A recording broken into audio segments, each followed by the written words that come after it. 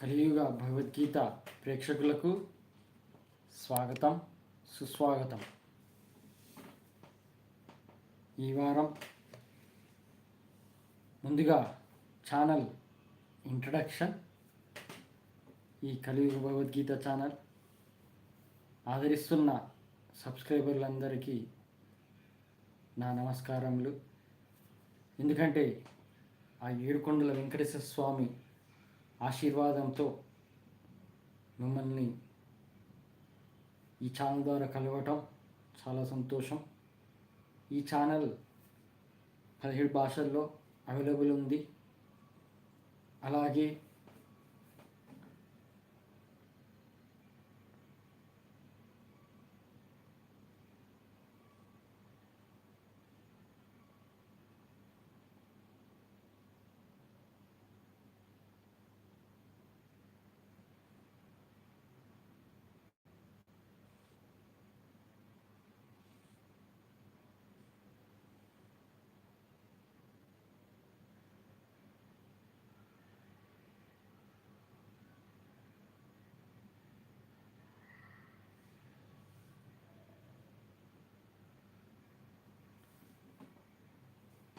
ఈ 17 భాషల్లో మీకు అవైలబుల్ ఉంది.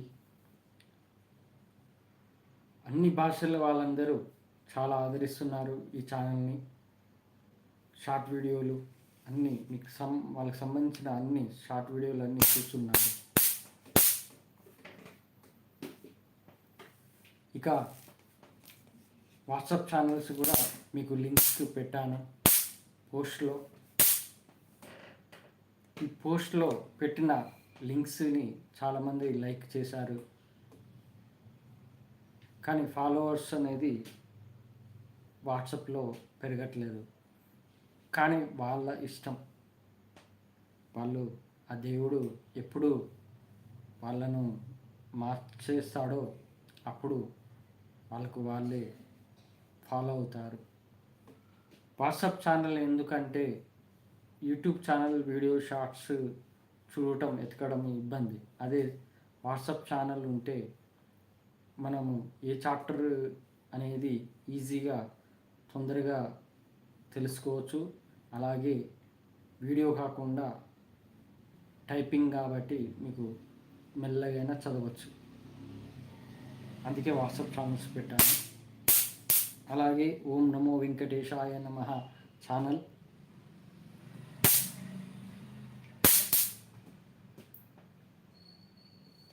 ఓం నమో వెంకటేశాయ నమః ఛానల్ భగవద్గీత యొక్క సంబంధించిన కొటేషన్స్, మిమ్మల్ని మోటివేట్ చేసే కొటేషన్స్, అలాగే భక్తి ఇంకా పెరగడానికి ఆ దేవుని ఫోటోలతో మంచి పాటలతో మిక్స్, అంటే ఫోటోతో పాటు బ్యాక్గ్రౌండ్ మ్యూజిక్తో సహా మీకు ఆ వెంకటేశాయ నమః, ఓం నమో వెంకటేశాయ నమః, నీకు నేను దాసోహం, నన్ను నీలో ఐక్యం చేసుకో అనే ఆ ఛానల్ని ఫాలో అవుతారని పోస్ట్లో ఉన్న లింక్ ద్వారా. అలాగే పరమాత్మ సైన్యం నిజమైన దైవభక్తులు, ఇప్పటివరకు ఆ పరమాత్మ సైన్యం నిజమైన దైవభక్తుల్లో 15 మంది చేరారు. 15 మంది సభ్యులతో ఇప్పుడు నడుస్తున్నది ఛానల్. మీరు కూడా ఛానల్ పోస్ట్లో ఉన్న లింక్ని ఫాలో అయ్యి ఆ లింక్ ద్వారా నాతో చాటింగ్ చేయొచ్చు, వీడియో చాట్ చేయొచ్చు. అది ఇక ఈ వారం కలియుగ భగవద్గీత అధ్యాయం 8. 1 minute.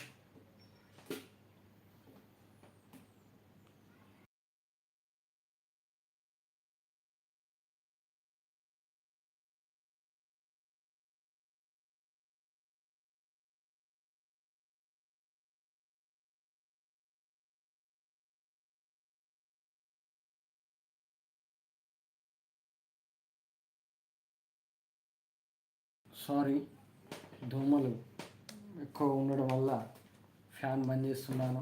ఫ్యాన్ బంద్ చేయడం వల్ల అవి ఎక్కువ అయిపోతున్నాయి. వాటితో యుద్ధం చేయాల్సి వస్తుంది.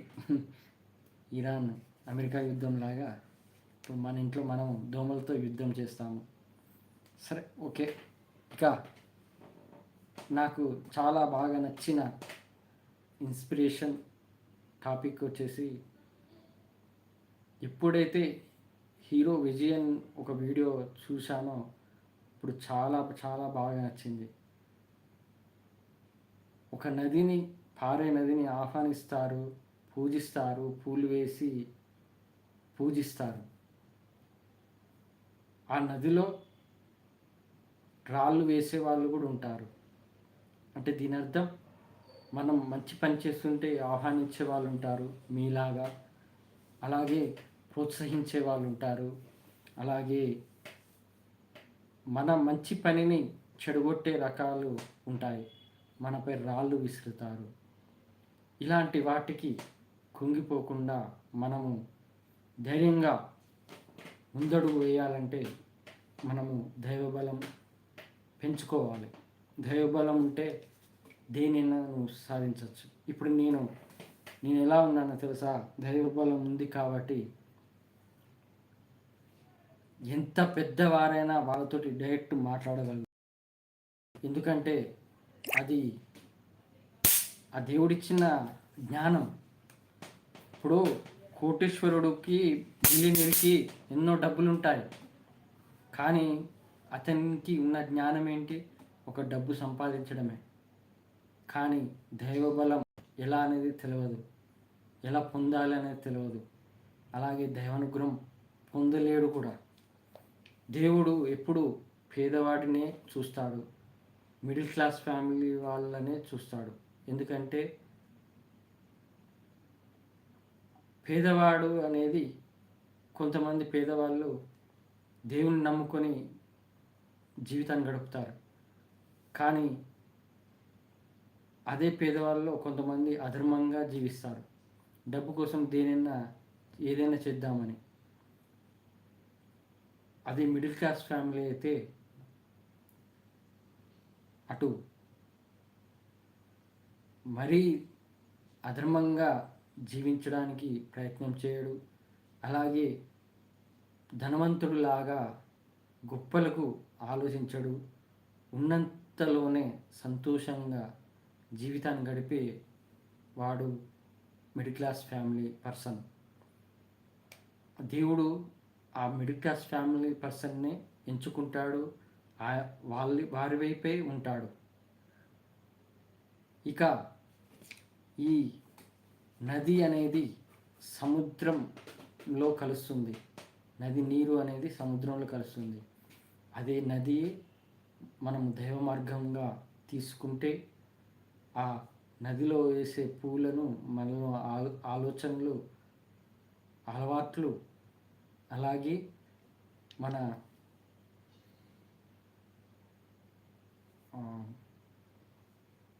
ఆలోచన, అలవాట్లు, మంచి బుద్ధులు, ఇది మనం పూలలాగా, ఆ పూలలాగా మనలోని ఆలోచనలైనా, అలవాట్లైనా, అలాగే మన మంచితనం అనేది అలా ఆ పూల వలె ఉంటే మనము ఆ సముద్రంలో పరమాత్మను భావిస్తే, సముద్రాన్ని, ఆ పరమాత్మ సముద్రంలో నది నీరు ఎలా కలుస్తుందో మనం సముద్రంలో పరమాత్మను కలుస్తున్నట్టు మనం ఆ నది మార్గం, దైవ మార్గం ద్వారా పరమాత్మను కలుస్తాము. అది రాయిలాగా చెడు అలవాట్లు, చెడు ఆలోచనలు, చెడు గుణాలు ఇవి ఉంటే వారు ఆ నదిలో పడిన రాయిలాగా అట్టడుగునే ఉంటారు. ఇది మనము తెలుసుకోవాలి. మంచి ఆలోచనలు, మంచి గుణాలు, మంచి అలవాట్లు ఉంటే మనము దైవ మార్గంలో వెళ్తే ఖచ్చితంగా పరమాత్మకు దగ్గరవుతామని చెబుతున్నాను. ఇది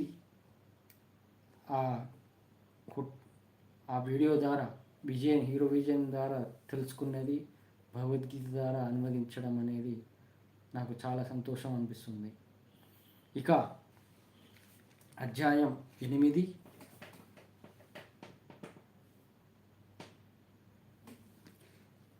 అధ్యాయం 7లో దేవుని యొక్క నిజరూపాన్ని, అల్పజ్ఞానం గురించి తెలుసుకున్నాము. ఇక అర్జునుడి మాట, శ్రీకృష్ణ, బ్రహ్మన్, ఆధ్యాత్మ, కర్మ అనగా ఏమిటి? దేనిని ఆదిభూతం, ఆది దైవం అంటారు? శరీరంలో ఆది యజ్ఞ ఎవరు? ఎలా అయ్యింది?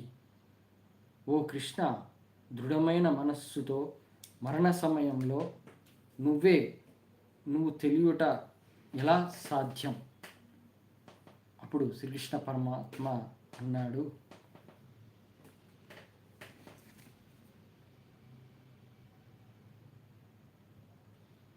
దీన్ని ఇంగ్లీష్లో ఇండస్ట్రక్టబుల్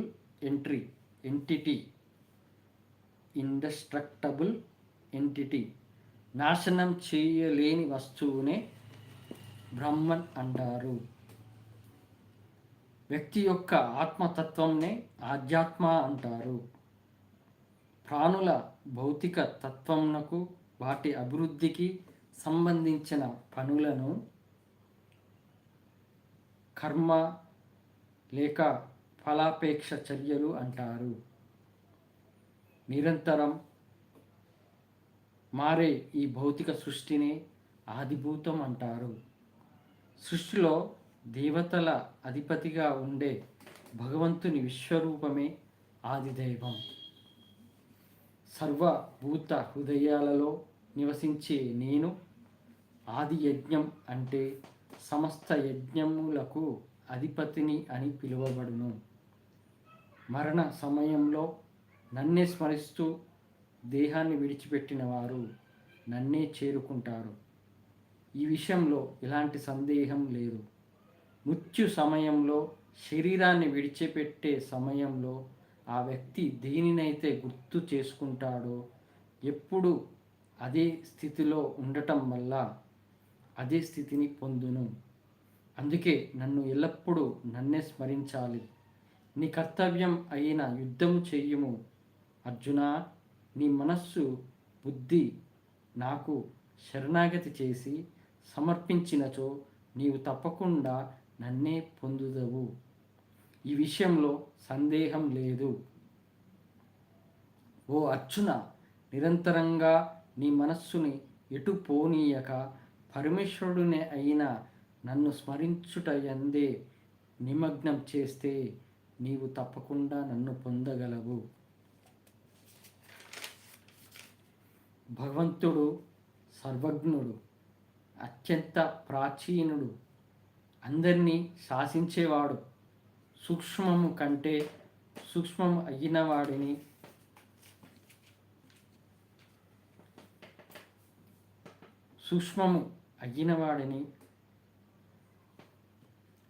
సూక్ష్మము కంటే సూక్ష్మం అయిన వాడిని, అన్నింటికీ ఆధారం అయినవాడు, ఊహకందని దివ్య స్వరూపం కలవాడు, సూర్యుడి కంటే తేజోవంతుడిని, సమస్త అజ్ఞాన చీకట్లకు అతీతుడిని, ఎవరైతే మరణ సమయంలో యోగ అభ్యాసం చేత లభించిన అచంచలమైన మనస్సుతో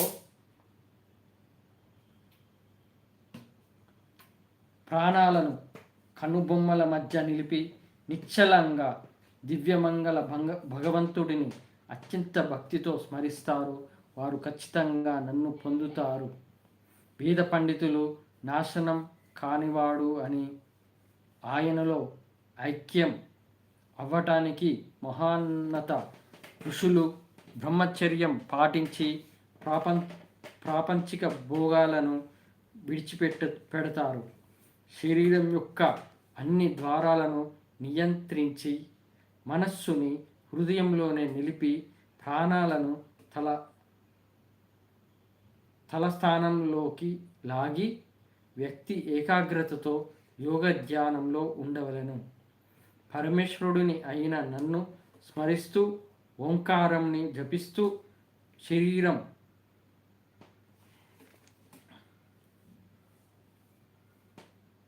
శరీరం నుండి వెళ్ళిపోయిన వ్యక్తి పరమాత్ముడిని పొందును. ఎప్పటికీ నన్ను స్మరించేవారు అయిన యోగులు నన్ను సులభంగా చేరుకునేదరు. ఎందుకంటే వారు నిరంతరం నాయందే నిమగ్నమై ఉంటారు కాబట్టి. నన్ను పొందిన తర్వాత ఈ లోకంలో మళ్ళీ పునర్జన్మ అనేది ఉండదు. ఎందుకంటే వారు సర్వోత్తమమైన పరిపూర్ణతనం సాధించారు. ఓ అర్జున, నువ్వు పునర్జన్మకి గురి అవుతూనే ఉంటావు. నువ్వు నన్ను పొందిన తర్వాత నీకు పునర్జన్మ ఉండదు. మహాయుగం అనగా 40,000 సంవత్సరాలు. ఇది బ్రహ్మదేవునికి ఒక రోజు అవుతుంది, అంటే ఒక రాత్రి ఆయనకు. దీనిని అర్థం చేసుకున్న వివేకవంతులు పగలు మరియు రాత్రి యొక్క యథార్థం తెలుసుకున్నట్టు బ్రహ్మ యొక్క పగలు ప్రారంభం కాగానే, దీన్ని ఇంగ్లీష్లో అంటారు అన్మానిఫెస్ట్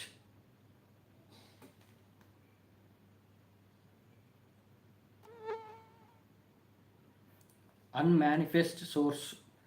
సమస్త ప్రాణుల అవ్యక్త మూలం నుండి ఉద్భవిస్తాయి. ఆయన రాత్రి మొదలు అయ్యాక అన్ని జీవాలు అవ్యక్త రూపంలోకి వెళ్ళిపోతాయి. దీన్నే ఇంగ్లీష్లో అన్మానిఫెస్ట్ సోర్స్ అని అంటారు. బ్రహ్మ యొక్క పగలు మొదలు అవ్వగానే సమస్త జీవులు పదే పదే పుట్టడం జరుగుతుంది. రాత్రి కాగానే తిరిగి ఆయనలో కలుస్తాయి. దీనిలో తిరిగి వెళ్ళాక మళ్ళీ ఈ లోకానికి తిరిగి పుట్టడు. ఇదే నా యొక్క దైవ మార్గం. సర్వప్రాణులు నాయందే స్థితమై ఉన్న నన్ను భక్తితో మాత్రమే గుర్తించగలరు. ఈ లోకం నుండి వెళ్ళిపోవటానికి వివిధ రకాల మార్గాలను వివరిస్తాను, వినండి. ఓ అర్జున, దీనిలో ఒకటి మోక్షమునకు దారి చూపిస్తుంది, మరి ఒకటి పునర్జన్మకి దారి చూపిస్తుంది. సర్వోన్నత బ్రహ్మం గురించి తెలుసుకున్నవారు ఉత్తరాయణ 6 మాసాల కాలంలో శుక్లపక్షం పగటిపూట ఈ లోకాన్ని విడిచిన వారు నన్ను చేరుకుంటారు. వైదిక ఆచారాలు పాటించేవారు దక్షిణాయనం 6 మాసాల కాలంలో కృష్ణపక్షంలో రాత్రిపూట అంటే పొగమంచు కాలంలో ఈ లోకాన్ని విడిచి వెళ్ళిన వారు స్వర్గాది లోకాలను పొందుతారు. స్వర్గ సుఖాలను అనుభవించిన తర్వాత తిరిగి ఈ భూలోకానికి వస్తారు. ఈ 2 మార్గాలు, పగలు చీకటి, ఎప్పుడూ ఉంటాయి. పగలు అనేది మోక్షానికి, రాత్రి అనేది పునర్జన్మకి దారితీస్తుంది. అందుకే నా యందు మనస్సుని నిలిపి ఎల్లప్పుడూ నన్నే స్మరించుము. ఈ రహస్యం తెలిసిన వారు, వైదిక ఆచారాలు పాటించేవారు, వేదాల అధ్యాయం, యజ్ఞములను ఆచరించేవారు, తపస్సు చేసేవారు, దాన ధర్మాలు చేసేవారు వీటికన్నా ఎక్కువగా కలిగిన మోక్షాన్ని పొందుతారు.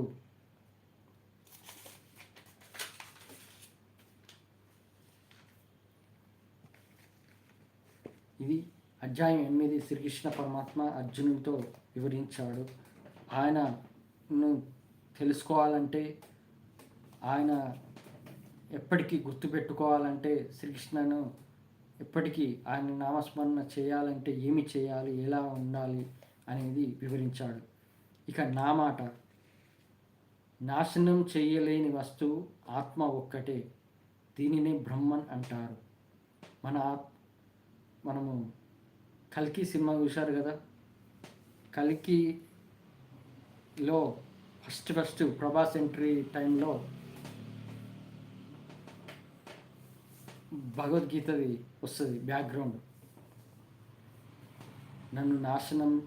ఆత్మను తడపలేరు, ఆత్మను అగ్నితో దహనం చేయలేరు, ఆత్మను నాశనం లేనిది అని ఇవన్నీ చెప్పాడు. అది మన ఆత్మ నాశనం చెయ్యలేని వస్తువు కాబట్టి దీనిని బ్రహ్మన్ అంటారు. అంటే బ్రహ్మతో సమానమని అర్థం. ఆత్మతత్వం దీనిపై ఆశ లేకుండా, అంటే ఆత్మతత్వం అంటే దేనిపై ఆశ లేకుండా, మమకారం లేకుండా తన ఆత్మ అభిమానంతోనే జీవించడమే ఆత్మతత్వం. దీనిని ఆధ్యాత్మ అంటారు. ఇప్పుడు నేను ఆత్మాభిమానంతో జీవిస్తున్నాను. కొంతమంది మనల్ని తక్కువ అంచనేస్తారు. డబ్బు ఉన్నవాడు తక్కువ అంచనేస్తాడు. నీ ఫ్రెండ్ సర్కిల్ అయినా, నీ రిలేటివ్ సర్కిల్ అయినా, ఇక తను సంపాదించినాక ఇక నాకంటే గొప్పవారు లేరు అన్నట్టు ఫీల్ అవుతాడు. నేను మీకు తెలుసు, నేను ఎవరిని ముందు నేను తక్కువ అంచనా వేసుకోను, తక్కువ అంచనాతో ఉండను. ఇప్పుడు నన్ను నేను తక్కువ అంచనా వేసుకుంటే కృంగిపోతాను, బాధపడతాను. మన ఆత్మాభిమానం చంపుకుంటే అది బతికున్నా లేనట్టే. నేనెందుకు ఇలా ఆత్మాభిమానంతో, ఇప్పుడు ఎంత పెద్దవారినైనా ఎదిరించే శక్తి ఎలా ఉందంటే చెబుతాను. ఏంటంటే అందరూ డబ్బు బిలియనీర్ అయిన మనిషి అయినా, బిలియనీర్ ఎవరు? రిలయన్స్ అంబానీ ఆయనైనా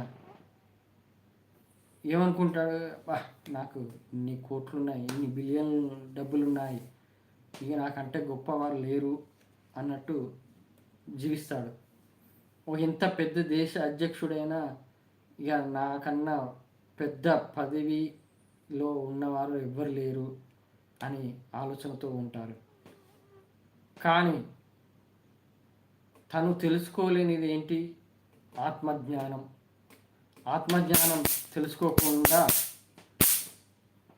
దైవ అనుగ్రహం పొందకుండా ఎన్ని డబ్బులు ఉంటుంది, ఎన్ని ఉంటుంది. ఇక నేను ఆల్రెడీ పొందాను ఆ ఏడుకొండల వెంకటేశ్వర స్వామి అనుగ్రహం. అలిపిరిలో కలిగిన ఆయన వచ్చి ఆశీర్వదించడం, ఒక ముసలమ్మలాగా వచ్చి ఇంతగా పొందిన వాడిని నేను. అంటే ఆయన మనసులో, ఆయన గుండెలపై అమ్మవార్లను ఎలా ఉంచుకుంటాడో నా మనసులో ఆయన ఉన్నాడు, ఆయన మనసులో నేనున్నాను. అలా ఉన్నందుకు ఇంతకన్నా సాధించనిది ఇంకేముంటుంది? అందుకే నేను ఎవరికి తక్కువ అంచనా వేసుకోను. అలాగే ఎవరైనా తక్కువ అంచనా వేసినా వాళ్ళ జ్ఞానం ప్రకారం నువ్వు ఏ జ్ఞానంలో ఉన్నావో, ఏ మాయలో ఉన్నావో తెలుసుకో. నువ్వు నాలాగా దైవానుగ్రహం పొందావా, ఆ ఏడుకొండల వెంకటేశ్వర స్వామి అనుగ్రహం పొందావంటే అది ఎన్నో జన్మల పుణ్యం. అలాంటిది నీకు అలా కలిగిందా? ఇప్పుడు ముసుగు వేసుకొని తిరుగుతారే స్వామీజీలు, నాలాగా గర్భగుడిలో స్పిరిచువల్ స్టేట్లో ఆత్మదర్శనం ద్వారా వాళ్ళకు ఆ ఏడుకొండల వెంకటేశ్వర స్వామి అనుగ్రహం అంటే దర్శనం పొందారా? ఎవరు ముట్టుకోకుండా, ఎవరు నెట్టకుండా, ఎవరు ఆ గోవిందనామాలు కూడా వినపడకుండా. అది వాళ్ళు ప్రశ్నించుకోవాలి. ఎంత మోసం చేస్తున్నారు ప్రజల్ని, దైవ ముసుగు వేసుకొని ఎంత మోసం చేస్తున్నారు అనేది వాళ్ళు ఆత్మ విమర్శ, అలాగే మనస్సాక్షిని ప్రశ్నించుకోవాలి. ఇది నేనందుకే ఎవరు తక్కువ అంచనా వేసుకోకండి. నాకు కలిగిన ధైర్యం, ఆత్మవిశ్వాసం, ఆయనపై ఉన్న దృఢ నమ్మకం, దృఢ విశ్వాసం మీకు కూడా కలగాలి. మీరు కూడా నాలాగా మారాలి. ఆత్మాభిమానం చంపుకొని బతకద్దు అనేది ఆ ఏడుకొండల వెంకటేశ్వర స్వామి చెబుతున్నాడు. అందుకే ఎంతటి వారినైనా ఎదిరించే శక్తి వస్తుంది. భగవద్గీత ఒక్కటి నేర్చుకుంటే చాలు. భగవద్గీత ద్వారా నీలో ఆత్మజ్ఞానం తెలుస్తుంది. ఆత్మజ్ఞానం తెలుసుకున్నాక నువ్వేంటో, నీలో ఉన్న శక్తి ఏంటో మీరు తెలుసుకోగలుగుతారు. ఇది ఇక మనం జీవించడానికి అవసరమయ్యే వస్తువులు అయినా, ఆహార పదార్థాలు అయినా, వీటి కోసం చేసే పనులే కర్మలు. ఫలితం కోసం ఆశించి చేసే పనులే కర్మలు. ఇప్పుడు మనం జీవించడానికి కావాల్సింది తిండి. ఈ తిండి కావాలంటే డబ్బులు కావాలంటే కష్టపడి సంపాదించాలి. ఆ దేవుడు ఏమంటున్నాడు ఏడుకొండల వెంకటేశ్వర స్వామి, నువ్వు 3 పూటలు అన్నం తినడానికి, నన్ను నా నామస్మరణ చేయడానికి, ధర్మంగా జీవించడానికి బతుకు. అంతేగాని ఎవరో గొర్రె పోకడ పోయినట్టు ఆస్తుల కోసం, గొప్పల కోసం నువ్వు వాళ్ళ వెనక గొర్రె పోకడ పోకు. నువ్వు నీ మీద నీకు నమ్మకం ఉంచుకో. అంతేకాని వాళ్ళు ఇంకోటి ఏంటంటే, ఎదుటివారు ఎలా ఆలోచిస్తారంటే, వాళ్ళకు జ్ఞానం ఉంది, నాకంటే జ్ఞానవంతుడు లేరు అని ఆలోచిస్తారు. కానీ ఎప్పుడైతే వాళ్ళకన్నా జ్ఞానవంతుడి నువ్వని వాళ్ళల్లో గ్రహిస్తే, వాళ్ళల్లో వచ్చేది ఈర్ష్య, ద్వేషం, అసూయ. అలాగే ఒక రకంగా మనల్ని తక్కువ అంచనా వేసి, అంటే ఇప్పుడు ఈ రోజుల్లో ఎలా ఉందంటే, తన తెలివి కన్నా ఇంకా మించిన తెలివి గలవాడు ఉంటే వాడిని తొక్కేసే రకం.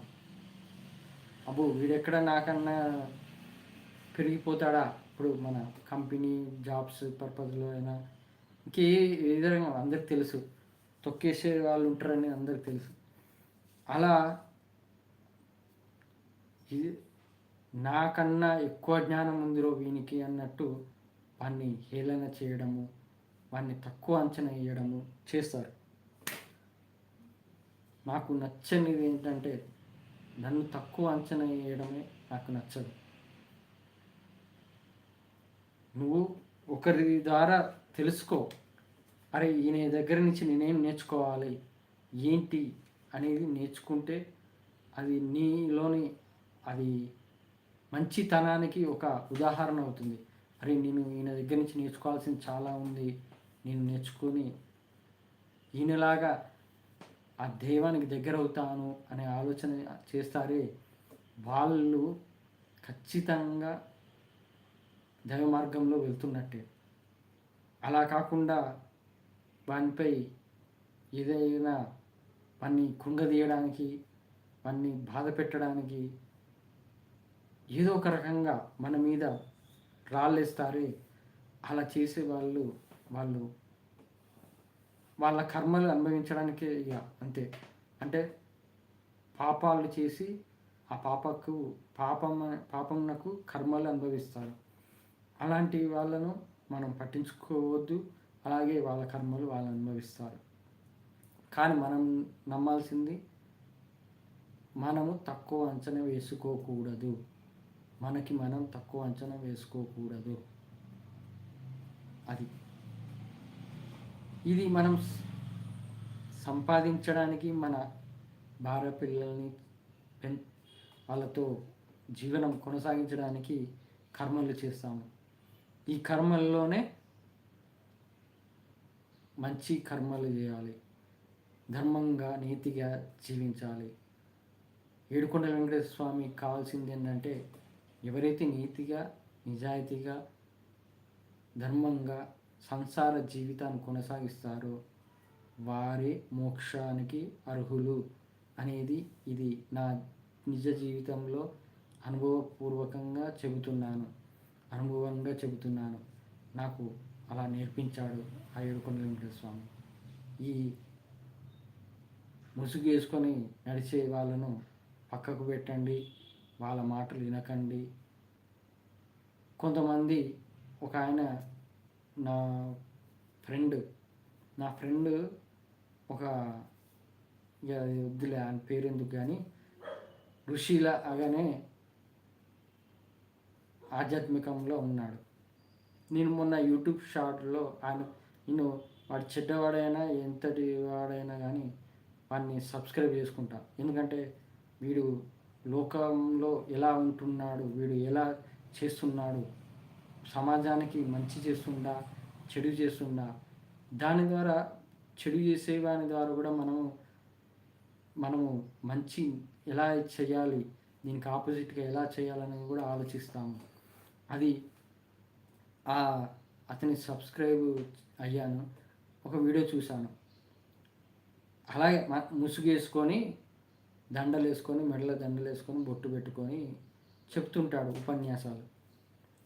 నేను ఆ వీడియో చూస్తుంటే ఆయన చెప్తూనే ఉన్నాడు. ఆయన కాళ్ళు పట్టుకొని ఆయనలాగానే ముసుగు వేసుకొని అంటే కాషాయ డ్రెస్ వేసుకొని కాళ్ళు పిసుకుతున్నారు, ఒత్తుతున్నారు. అరే ఇప్పుడు నిజమైన ఆధ్యాత్మికంగా పరమాత్మను తెలుసుకున్నవాడు భగవద్గీత ప్రకారం ఎలా ఉంటాడంటే, నేను పరమాత్మను తెలుసుకున్నాను, మీరు కూడా పరమాత్మను తెలుసుకోండి, నా కాళ్ళు ఒత్తనక్కర్లేదు, మీరు నా కాళ్ళు ఒత్తనక్కర్లేదు, నేను మీలాగన మనిషిని, నాలో పరమాత్మ ఉన్నట్టే మీలో కూడా పరమాత్మ ఉన్నాడు, నా కాళ్ళు ఒత్తద్దు మీరు అని చెప్పాలి. కానీ కాళ్ళు ఒత్తించుకుంటా ఉపన్యాసాలు ఇస్తున్నాడు. నాకు అప్పుడే అర్థమైంది, ఇలాంటి వాళ్ళు ఉండటం వల్లనే నా ఫ్రెండ్ ఒక మాయలో పడిపోయాడు. నేను చెప్పినా అర్థం కాదు, ఎందుకంటే నన్నే అన్నాడు. ఇక వద్దులే ఆ మాటలు. అలా అది ఏదైనా అనుభవపూర్వకంగా తెలుసుకోవాలి. నేను ఇక అట్లాంటి వాళ్ళు ఉంటారు. అది మనము తెలుసుకోవాలి. మనము ఎదుటి వారికి తక్కువ అంచనా ఎప్పుడు వేసుకోవద్దు అనేది నేను అంటున్నాను. ఇక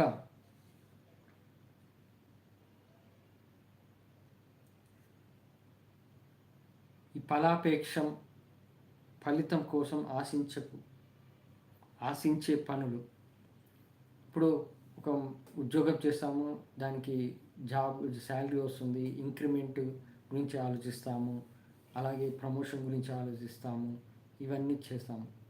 అలాగే డబ్బు సంపాదించుకోవడానికి, ఆస్తులు సంపాదించుకోవడానికి కూడా ఒక ఆశతో జీవిస్తాము. అది చేసే పనులు, కర్మలు ఉంటాయి. ఇక ప్రకృతిలో మార్పుల వల్ల తమ అవసరాల కోసం మార్పులు తెచ్చుకునే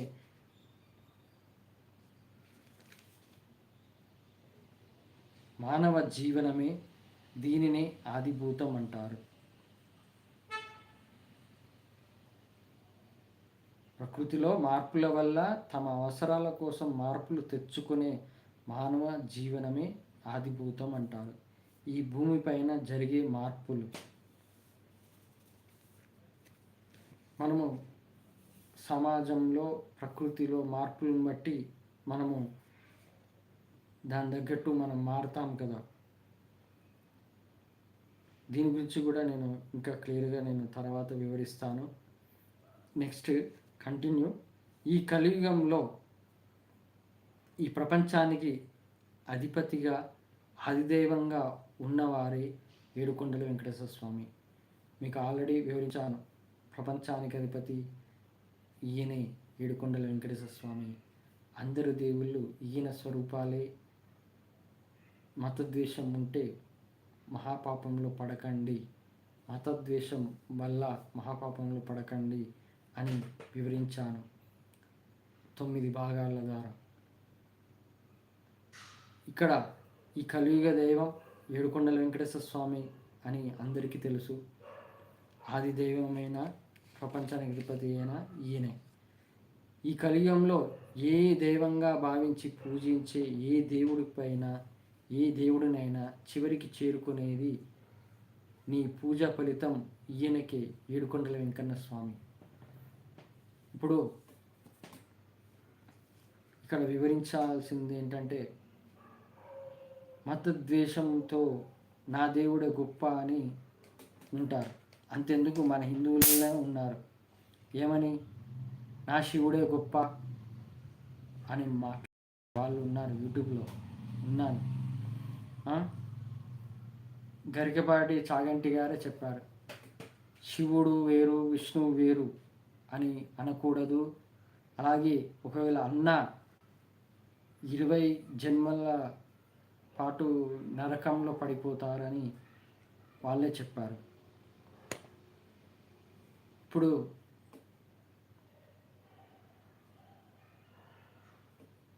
ప్రపంచం మొత్తంలో ఎన్నో రకాల మనుషులు ఉన్నారు. ఎన్నో రకాల జీవనం కొనసాగించే మనుషులు, వాళ్ళ విధానాలు, వారి ఉండే ప్రాంతాలు, విధానం వేరే ఉంటాయి. భగవద్గీత ప్రకారం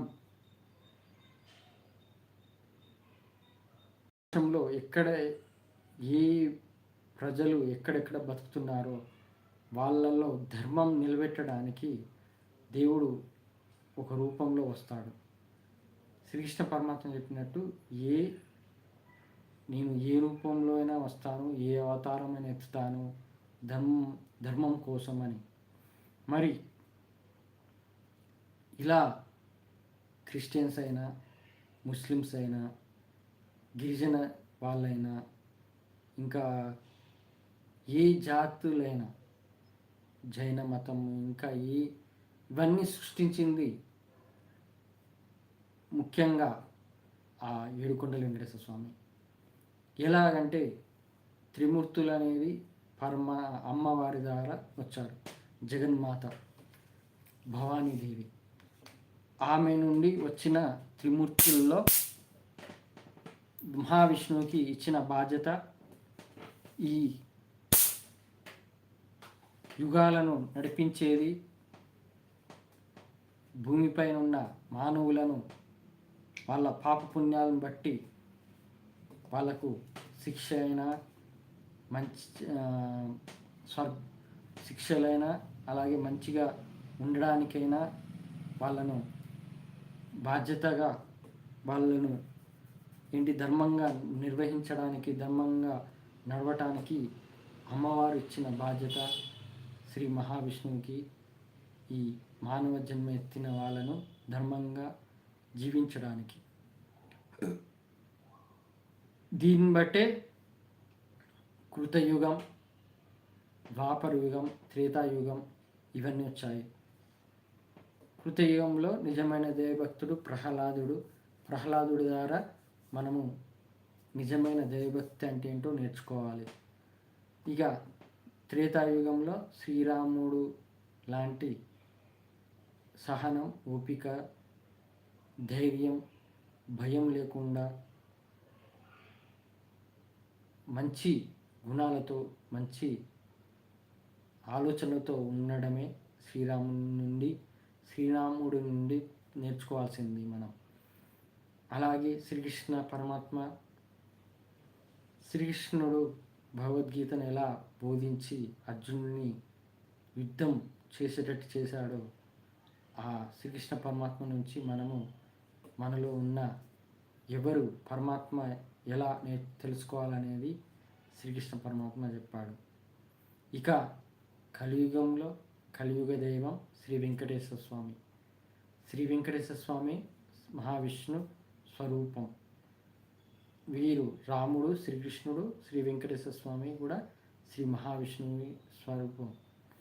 శ్రీ మహావిష్ణువు నుంచి వచ్చిన వాళ్ళే. మరి ఆ ఏడుకొండల వెంకటేశ్వర స్వామికి ఏడుకొండల పైన అవతరించిన ఆయనకు బాధ్యత ఏంటి? ఈ కలియుగంలో ప్రపంచ ప్రజల్ని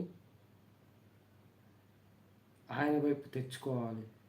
ఏంటంటే భగవద్గీత ద్వారా ఆత్మజ్ఞానం తెలుసుకొని ఇంద్రియ నిగ్రహంతో ఆయనను శరణు వేడితే మోక్షమును పొందడానికి, మోక్షము పొందితే ఆయనలో మళ్ళా పునర్జన్మ లేకుండా, ఈ కలియుగంలో పునర్జన్మ లేకుండా ఆయనలో ఐక్యం అవ్వడానికి. ఇది మానవ జన్మ రహస్యం. మరి ఈ కలియుగంలో ధర్మం నిలబెట్టడానికి ఎన్ని అవతారాలను ఎత్తుతాడు, ఏ రూపంలో అయినా వస్తాడు. ఇప్పుడు అలిపిరిలో నేను మెట్లు ఎక్కుతుంటే ముసలమ్మ రూపంలో వచ్చాడే. మరి ధర్మం నిలబెట్టడానికి ఏ జాతి అయితేంది, ఏ మతం అయితేంది, వారికి ధర్మంగా ఉండడానికి, వారి ధర్మంగా నడవటానికి వాళ్ళ రూపం అంటే వాళ్ళ అక్కడ జీవన విధానాన్ని బట్టి, జీవన శైలిని బట్టి దేవుడు అవతరిస్తాడు. ఇదే ఈ కలియుగంలో ఏ దేవుడిని మనం పూజిస్తామో, అంటే ఏ ప్రపంచ ప్రజలు ఏ దేవుళ్ళను పూజిస్తారో అందరూ ఆ ఏడుకొండల వెంకటేశ్వర స్వామి స్వరూపాలే. ఇది వాళ్ళు ఏ దేవుణ్ణి పూజిస్తున్నారో, ముస్లిమ్స్ వాళ్ళ అల్లానైనా, క్రిస్టియన్స్ వాళ్ళ జీసస్నైనా, మన హిందువులం మన అమ్మవారినైనా, శివుణ్ణైనా, కుమారస్వామి అయినా, అయ్యప్ప స్వామి అయినా, గణేశుడినైనా ఎవరిని పూజించినా చివరికి చేరేది ఈ ప్రపంచానికి అధిపతి అయిన ఆ వెంకటేశ్వర స్వామి. ఎందుకంటే ఆయనకు బాధ్యతనిచ్చింది ఈ ప్రపంచాన్ని నడిపియడం. అందుకే ఆ ఏడుకొండల వెంకటేశ్వర స్వామి ప్రపంచానికి అధిపతి. మరి మనము ఏ దేవుడిని పూజించినా చివరికి మన కోరికలు నెరవేర్చేది ఆ ఏడుకొండల వెంకటేశ్వర స్వామి. మరి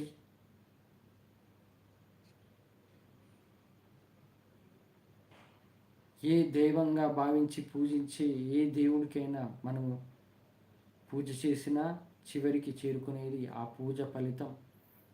ఆ పూజ ఫలితం అనుగ్రహం ఆ ఏడుకొండల వెంకటేశ్వర స్వామి ఇస్తాడు.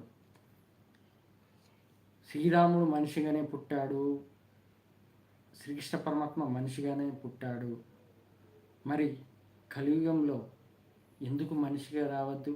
ధర్మాన్ని నిలబెట్టడానికి యేసుక్రీస్తు అయినా మనిషిగానే వచ్చాడు, మహమ్మద్ ప్రవక్త అయిన మనిషిగానే వచ్చాడు, సాయిబాబా అయినా మనిషిగానే వచ్చాడు, అలాగే దత్తాత్రేయ అయిన మనిషిగానే వచ్చాడు, స్వామి వివేకానంద అయిన మనిషిగానే వచ్చాడు, బుద్ధుడైన గౌతమ బుద్ధ అయిన మనిషిగానే వచ్చాడు.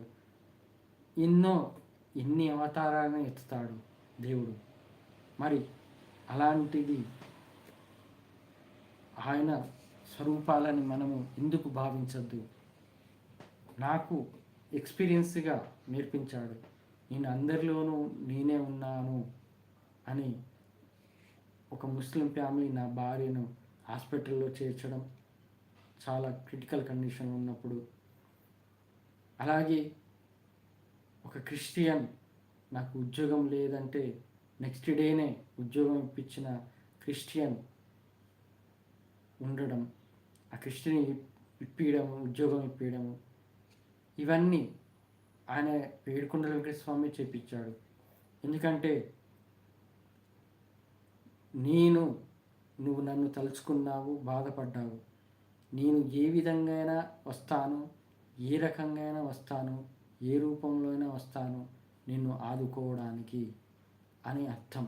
అంటే అందరిలోనూ నేనే ఉన్నాను అని తెలుసుకోమని అర్థం. అందుకే అప్పటి నుండి నేను ఆయన చేసిన మిరాకిల్స్ గుర్తు చేసుకుంటే చాలా అద్భుతంగా ఉంటాయి. ఇక నా ఛానల్ సబ్స్క్రైబర్లైన వాళ్ళల్లో ముస్లిమ్స్ ఉన్నారు, క్రిస్టియన్స్ ఉన్నారు. నాకు తెలుసు. వాళ్లకు ఏంటంటే పూర్వజన్మ వాసనలను ఉంటాయి.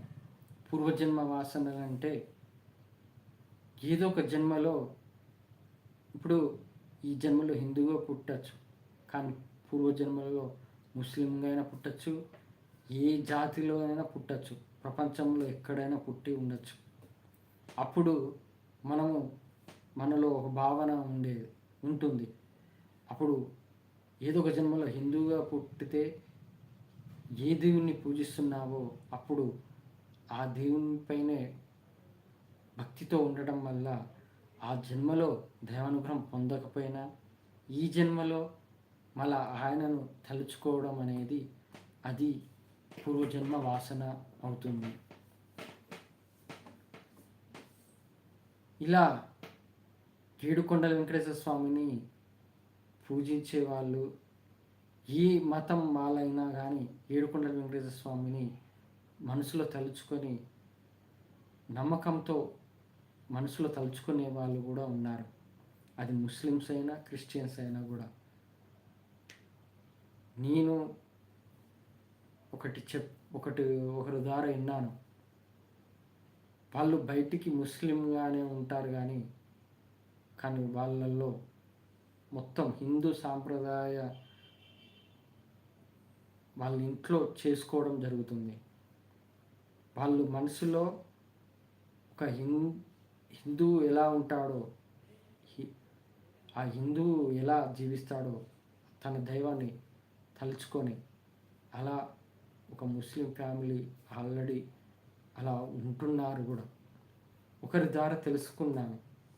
మరి అలా పూర్వజన్మ వాసనల వల్ల అలా ఉంటుంది. ఒకటి నండూరి శ్రీనివాస్ వీడియోలలో ఒక మేలు గురించి చెప్పాడు. అతను హిందువు నుండి ముస్లింగా కన్వర్ట్ అయితే అయినా కానీ ఆయన ముస్లింలో ఉన్నా కానీ అరుణాచలం శివుడు గుర్తుకొస్తాడంట. మళ్ళా ఆ శివుడి అరుణాచలం దర్శనం చేసుకోవాలనే భావన ఎప్పటికీ వస్తూ ఉండేదంట. ఇలాంటి పూర్వజన్మ వాసనల వల్ల వస్తాయి. అందుకే నా ఛానల్ సబ్స్క్రైబర్లైనా ముస్లింలైనా క్రిస్టియన్స్ అయినా కానీ వాళ్ళు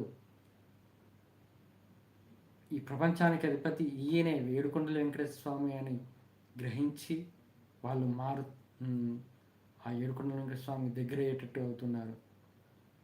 నా ఫేస్బుక్లో పేరు చెప్పదు కానీ ముస్లిం అయినా నేను పెట్టే స్టేటస్లకు దేవుని నా వెంకటేశ్వర స్వామి పెట్టే స్టోరీలకు ఆయన లైక్ చేస్తుంటాడు.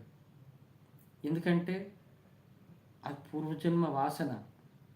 అది ఆత్మ అనేది ఆ మనసు అనేది అటు లాగుతూ ఉంటుంది.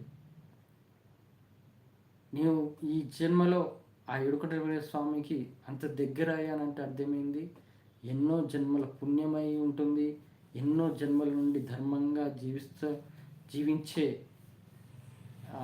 కారణమై ఉంటుంది. అందుకే ఈ జన్మలో ఆ ఏడుకొండల వెంకటేశ్వర స్వామి అనుగ్రహం పొందాను. ఇక కంటిన్యూ. మనం నిత్యం దైవనామస్మరణతో చివరి సమయం అయిన మరణ సమయంలో మన మెదడు నీ ఇష్టదేవ నామస్మరణ చేయడం వల్ల నీ ఇష్టదైవంతో ఐక్యం అవుతావు. మరణించే సమయంలో మనం దేనిపై మమకారం పెంచుకుంటామో దానిపైనే ఉండటం వల్ల మన దృష్టి తిరిగి వచ్చే జన్మలో అదే జీవనంని కొనసాగించే అవకాశం ఉంది. అదే దైవాన్ని తలుచుకుంటే నీకు మోక్షాన్ని ప్రసాదిస్తాడు ఆ భగవంతుడు. ఇప్పుడు మొబైల్ పట్టుకొని గేమ్ ఆడుకునే పిల్లవాడు ఆడి ఆడి ఆడి చేతులు అలాగే ఆడటం జరిగింది, మొబైల్ లేకపోయినా చేతిలో. అక్కడ అర్థం ఏంటి? ఆ బ్రెయిన్ ఇన్స్ట్రక్షన్ అనేది అలవాటు పడింది. మొబైల్ ఒత్తడం వల్ల ఆ బ్రెయిన్ ఇన్స్ట్రక్షన్ అదే కంటిన్యూగా ఇవ్వడం జరిగింది. ఎందుకంటే ఆ చిన్న పిల్లగాడు కదా, మళ్ళీ ఏది నేర్చుకునేది లేదు కాబట్టి, ఒక మొబైల్ పట్టుకొని గేమ్లు ఆడటమే అలవాటు ఉంది కాబట్టి, దాని ద్వారా ఆ బ్రెయిన్ అనేది మళ్ళీ అదే ఇన్స్ట్రక్షన్ ఇవ్వడం జరిగింది. అది దైవనామస్మరణ చేస్తూ మనము ఈ వయసులో నుండే దైవనామస్మరణ చెయ్యాలి. అంటే చదువుకునే పిల్లలు దైవనామస్మరణ చేయడం అనేది ఈ రోజుల్లో ఎలా అన్నట్టు అనుకుంటారు. నువ్వు చేసే ప్రతి పని దైవంగా భావించి చెయ్యి, అది దైవనామస్మరణ అవుతుంది. అంతేకాని మనము బయటికి అననక్కర్లేదు, మనసులో తలుచుకుంటే చాలు. ఇక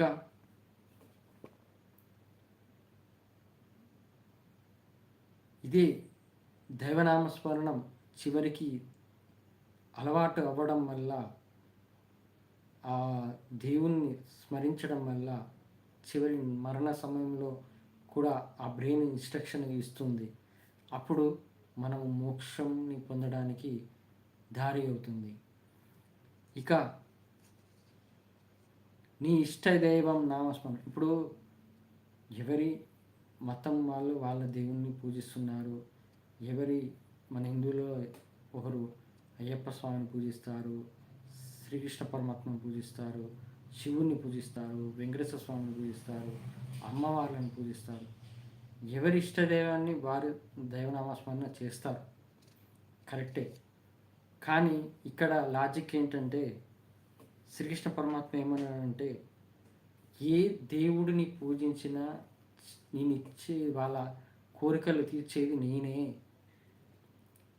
వీళ్ళందరూ నా స్వరూపాలు కాబట్టి ఎవరిని స్మరించినా చివరికి కోరిక తీర్చే వారి కోరికలు తీర్చేది నేనే.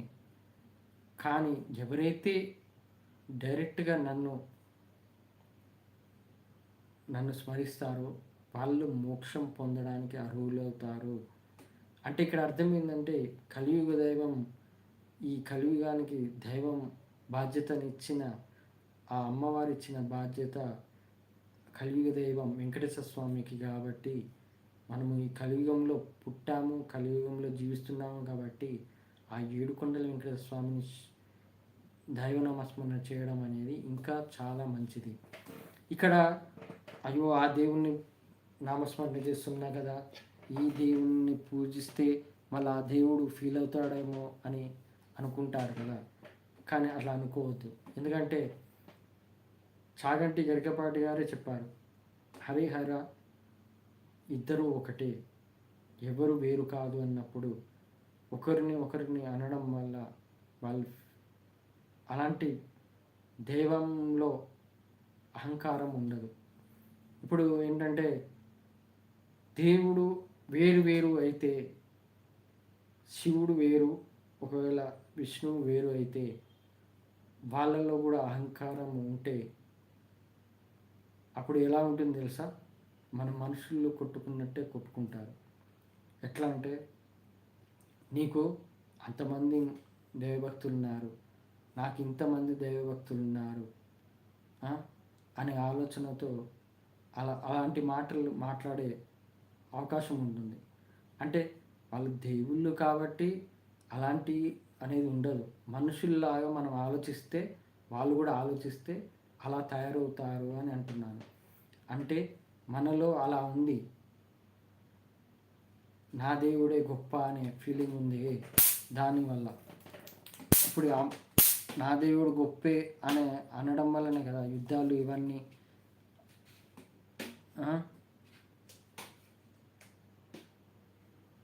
మత ఘర్షణలు ఇవన్నీ జరుగుతున్నాయి. అది ఇక నువ్వు ఏ ఇష్టదైవాన్ని నామస్మరణ చేసినా కానీ తెలుసుకోవాల్సిందంటే, ఈ కలియుగ దైవం ఏడుకొండల వెంకటేశ్వర స్వామి, ఆ ఏడుకొండల వెంకటేశ్వర స్వామిని పూజించినా తలుచుకున్నా అందరి దేవుళ్ళను తలుచుకున్నట్టే, అందరి దేవుళ్ళకు పూజించినట్టే. ఎందుకంటే ఈ కలియుగంలో ముక్కోటి దేవతలు మహావిష్ణు అవతారమైన శ్రీ వెంకటేశ్వర స్వామిని దర్శనం చేసుకోవడానికి ముక్కోటి దేవతలు భూ స్వర్గలోకము ఆ దైవలోకం నుండి వచ్చి ఆ తిరుమలకు వస్తారంట. మరి ఆయనను ఆ ఏడుకొండలగూడ స్వామిని మనం డైరెక్ట్ పూజించిన, ఆయన శరణు వేడితే ఆ ముక్కోటి దేవతలు కూడా మన వైపు ఉన్నట్టే. ఇది నిజంగా నేను అనుభవంగా చెబుతున్నాను. ఇది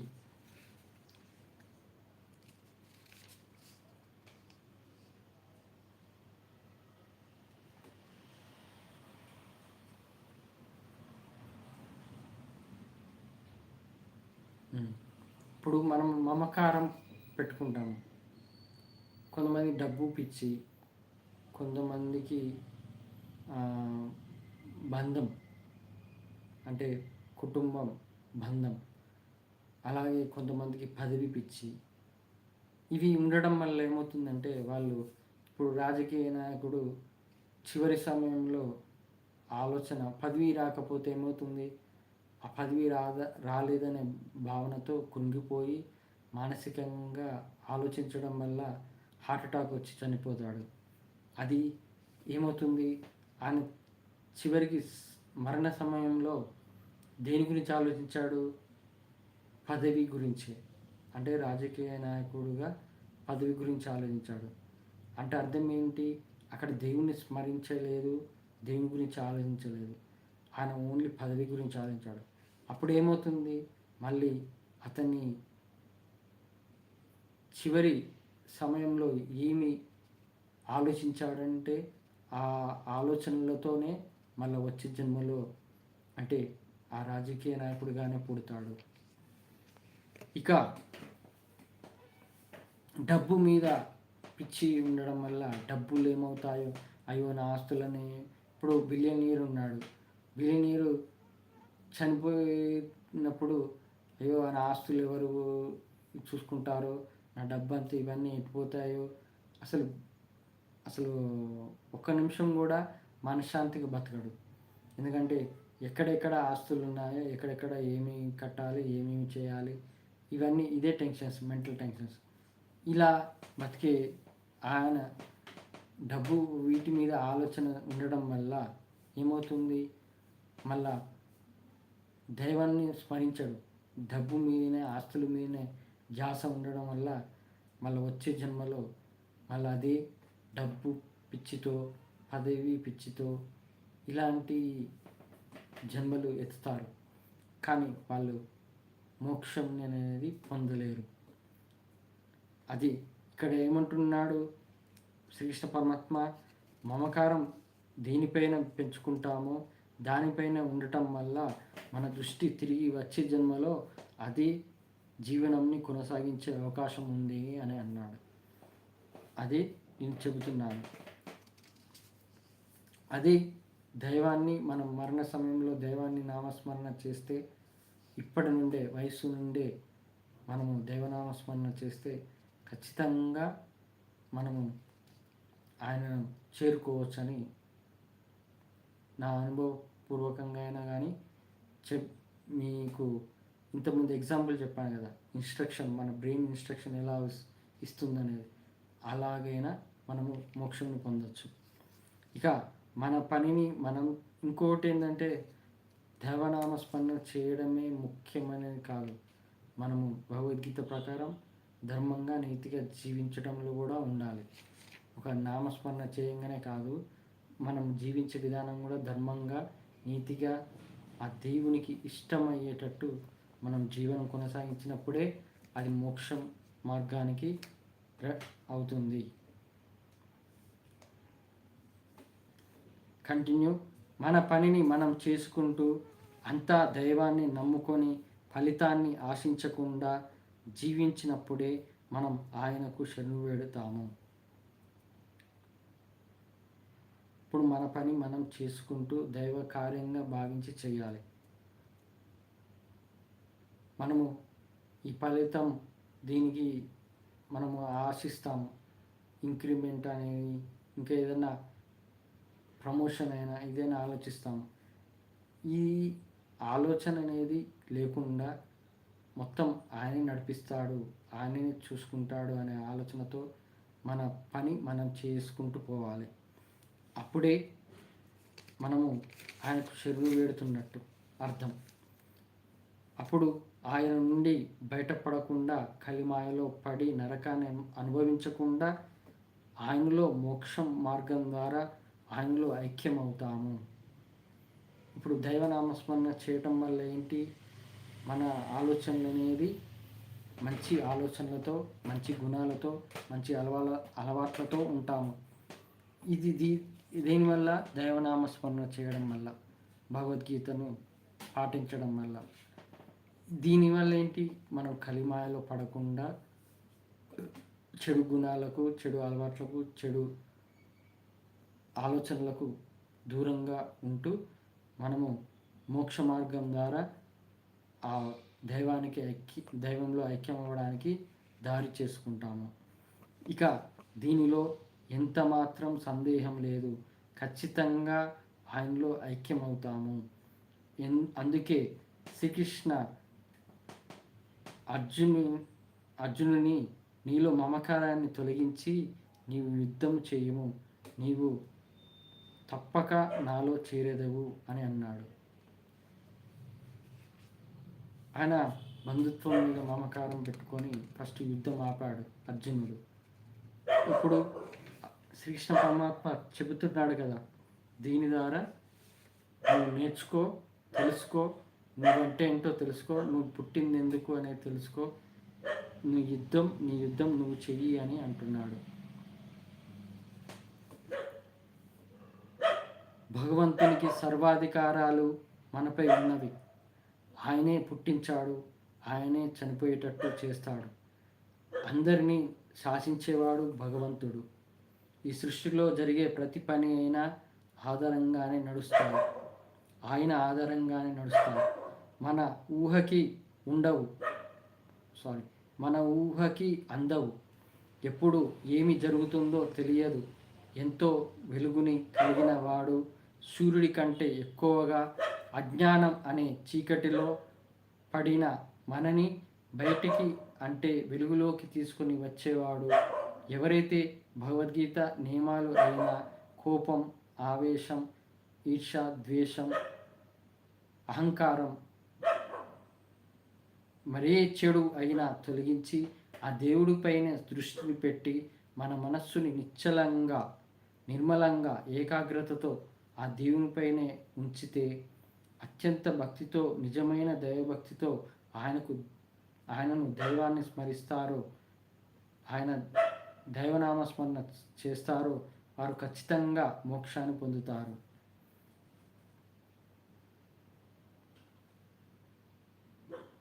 ఇప్పుడు నేను తెలుసుకున్నాను. ఇప్పుడు ఎలా ఉన్నానంటే, ఈ ప్రపంచమంతా ఆ ఏడుకొండల వెంకటేశ్వర స్వామి నడిపిస్తున్నాడు. ఎందుకంటే మనల్ని సృష్టించింది ఆయనే. మన జీవనం కొనసాగించడానికి మనకు అవసరమైన నిత్యావసర వస్తువులు భూమి నుండి ఇచ్చేది ఆయనే. ఇప్పుడు నేను ఈ షర్ట్ వేసుకున్నా, ఈ కుర్చీలో కూర్చున్నాను, ఇదంతా తయారు చేసింది ఎవరు? ఒక మనిషి. అంటే ఒక మనిషిని సృష్టించాడు మన కోసం. మనిషిని సృష్టించి అతనికి ఒక ఆలోచన ఇచ్చి, జ్ఞానాన్ని ఇచ్చి, మనకు అవసరమైన నిత్యావసర వస్తువులైనా ఏదైనా మనకిస్తున్నాడు. ఈ కరెంట్ అయినా, మొబైల్ అయినా మనకి ఇచ్చింది. ఎందుకంటే మనము జ్ఞానాన్ని పెంపొందించుకోవడానికి, మనం జ్ఞానాన్ని తెలుసుకోవడానికి. అందుకే మనము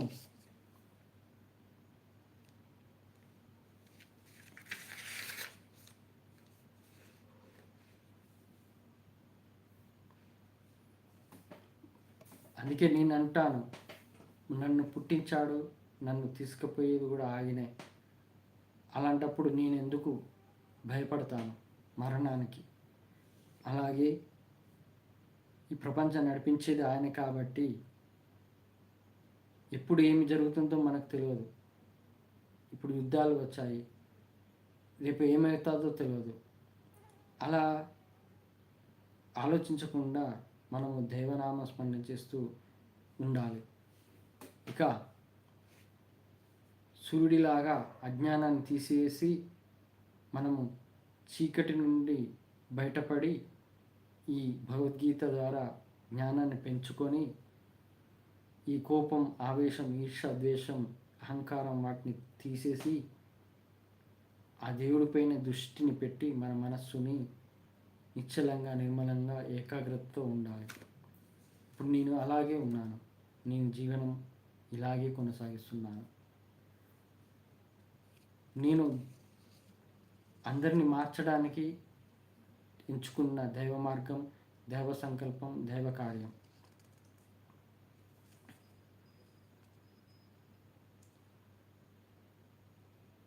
నిజమైన దైవభక్తి, ప్రహ్లాదులాగా నిజమైన దైవభక్తి. అంతా ఆయన నడిపిస్తున్నాడు, ఆయన నాకు తోడున్నాడు, ఆయన నాకు ఎల్లప్పుడూ తోడు ఉంటాడు అనే నమ్మకంతో ఉన్న వాళ్ళే నిజమైన దైవభక్తులు. ఇలాంటి వారికి మోక్షం తప్ప ఇంకెలాంటి ఏమీ మళ్ళా పునర్జన్మ అనేది ఉండదు. మహారుషులు అయిన వారు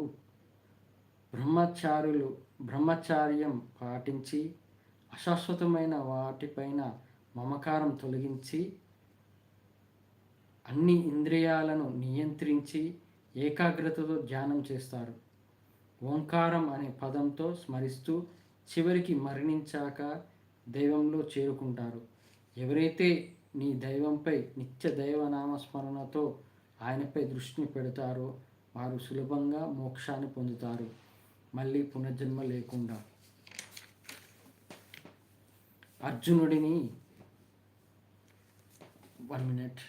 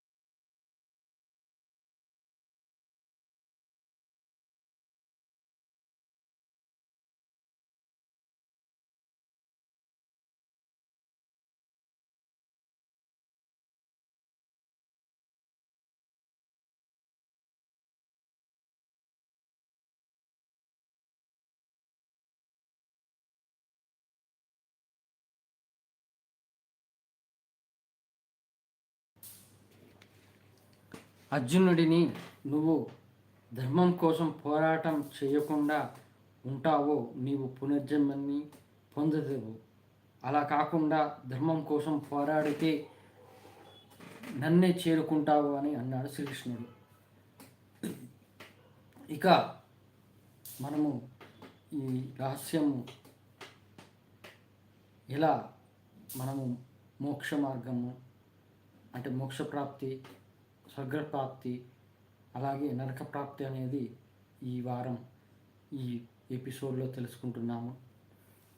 ఈ పగలు రాత్రి యొక్క రహస్యాన్ని తెలుసుకోబోతున్నాము. బ్రహ్మకు మహాయుగం అనేది ఒకరోజు. అంటే మహాయుగం అంటే కృతయుగం, ద్వాపరయుగం, త్రేతాయుగం, కలియుగం. ఈ 4 యుగాలు కలిపితేనే మహాయుగం. ఈ మహాయుగం కంప్లీట్ అయినాక మళ్ళా స్టార్టింగ్ మళ్ళా కృతయుగంతో స్టార్ట్ అవుతుంది. కలియుగం తర్వాత మళ్ళా కృతయుగం వస్తుంది. అలా సైకిల్ లాగా అలా తిరుగుతూ ఉంటుంది. ఈ మహాయుగం బ్రహ్మకు ఒక రోజు అవుతుంది. మనకు పగలు రాత్రి కలిపితే ఒక రోజు అవుతుంది కదా.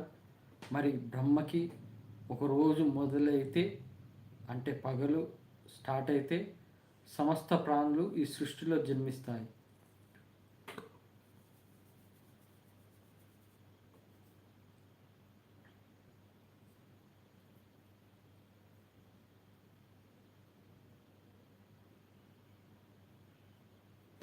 మహాయుగంలో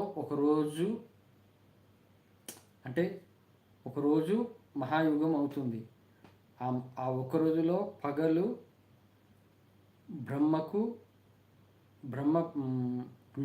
బ్రహ్మ ద్వారా ఆ పగలు అనేది సమస్త ప్రాణులు ఈ సృష్టిలో జన్మిస్తాయి.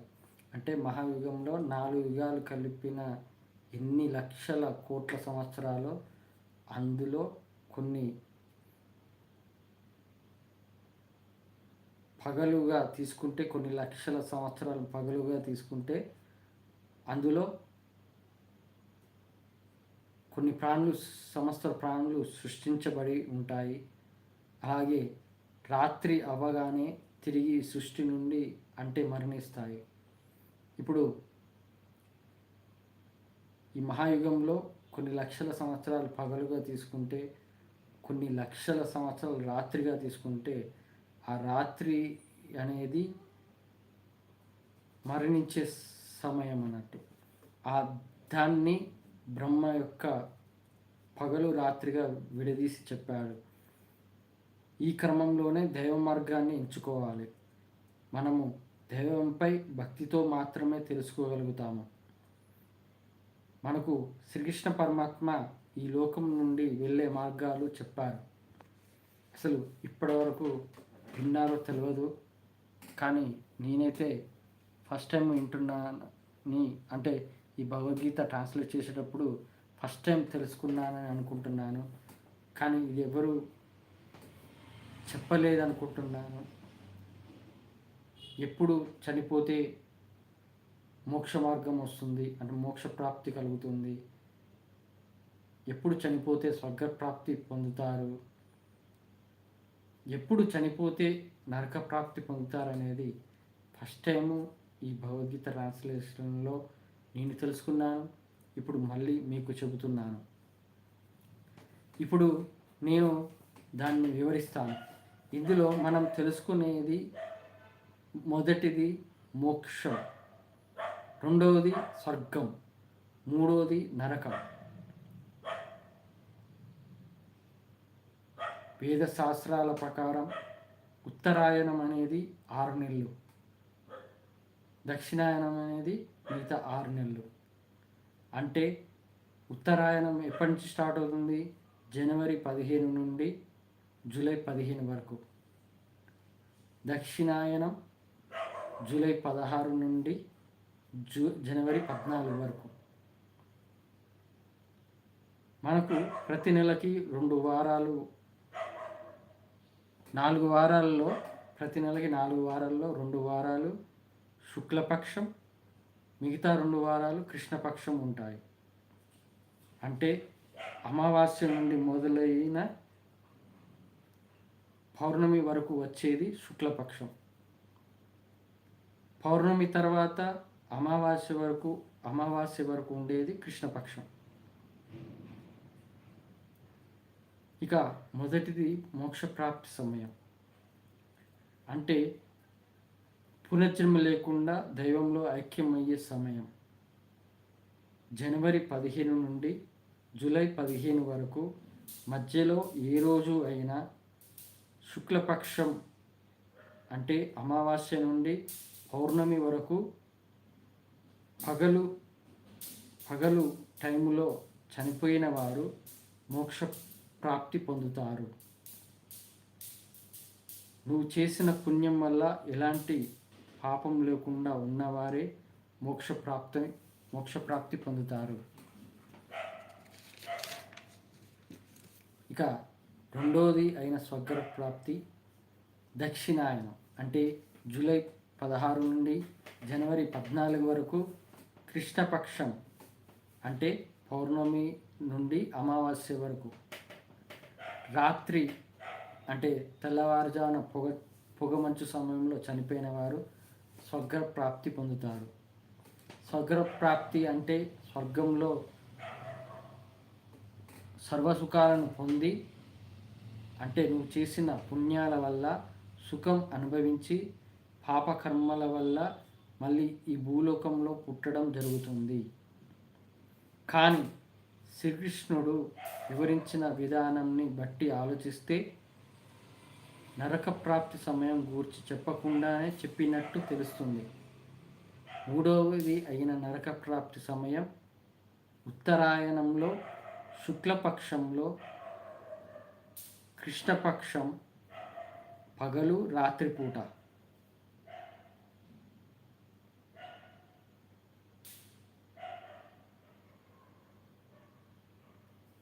దక్షిణాయనంలో కృష్ణపక్షంలో,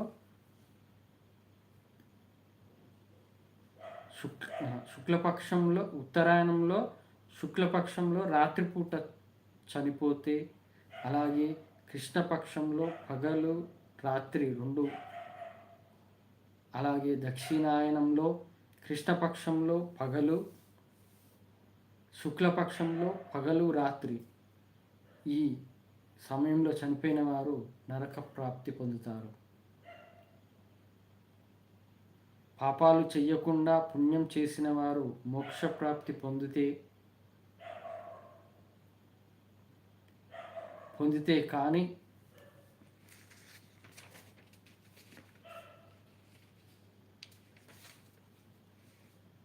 స్వర్గప్రాప్తి పొందినవారు అంటే ఈ కలియుగంలో ధనవంతుడిగా పుట్టి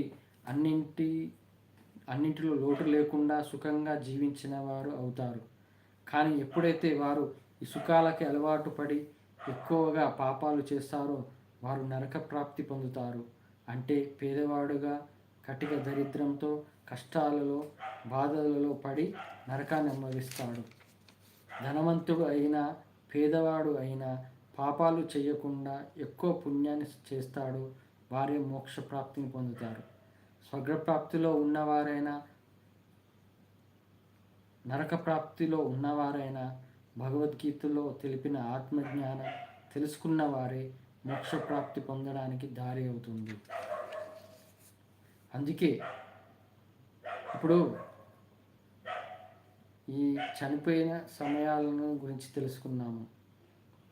కానీ నా ప్రకారము నేను చెబుతున్నాను, మోక్షప్రాప్తి అనేది మనము ఈ శరీరాన్ని విడిచి మన ఆత్మను దైవంలో ఐక్యం అవ్వడానికి. కానీ స్వర్గప్రాప్తి అనేది ఒక విషయం వినండి. భగవద్గీతలో శ్రీకృష్ణ పరమాత్మ ఏం చెప్పాడంటే,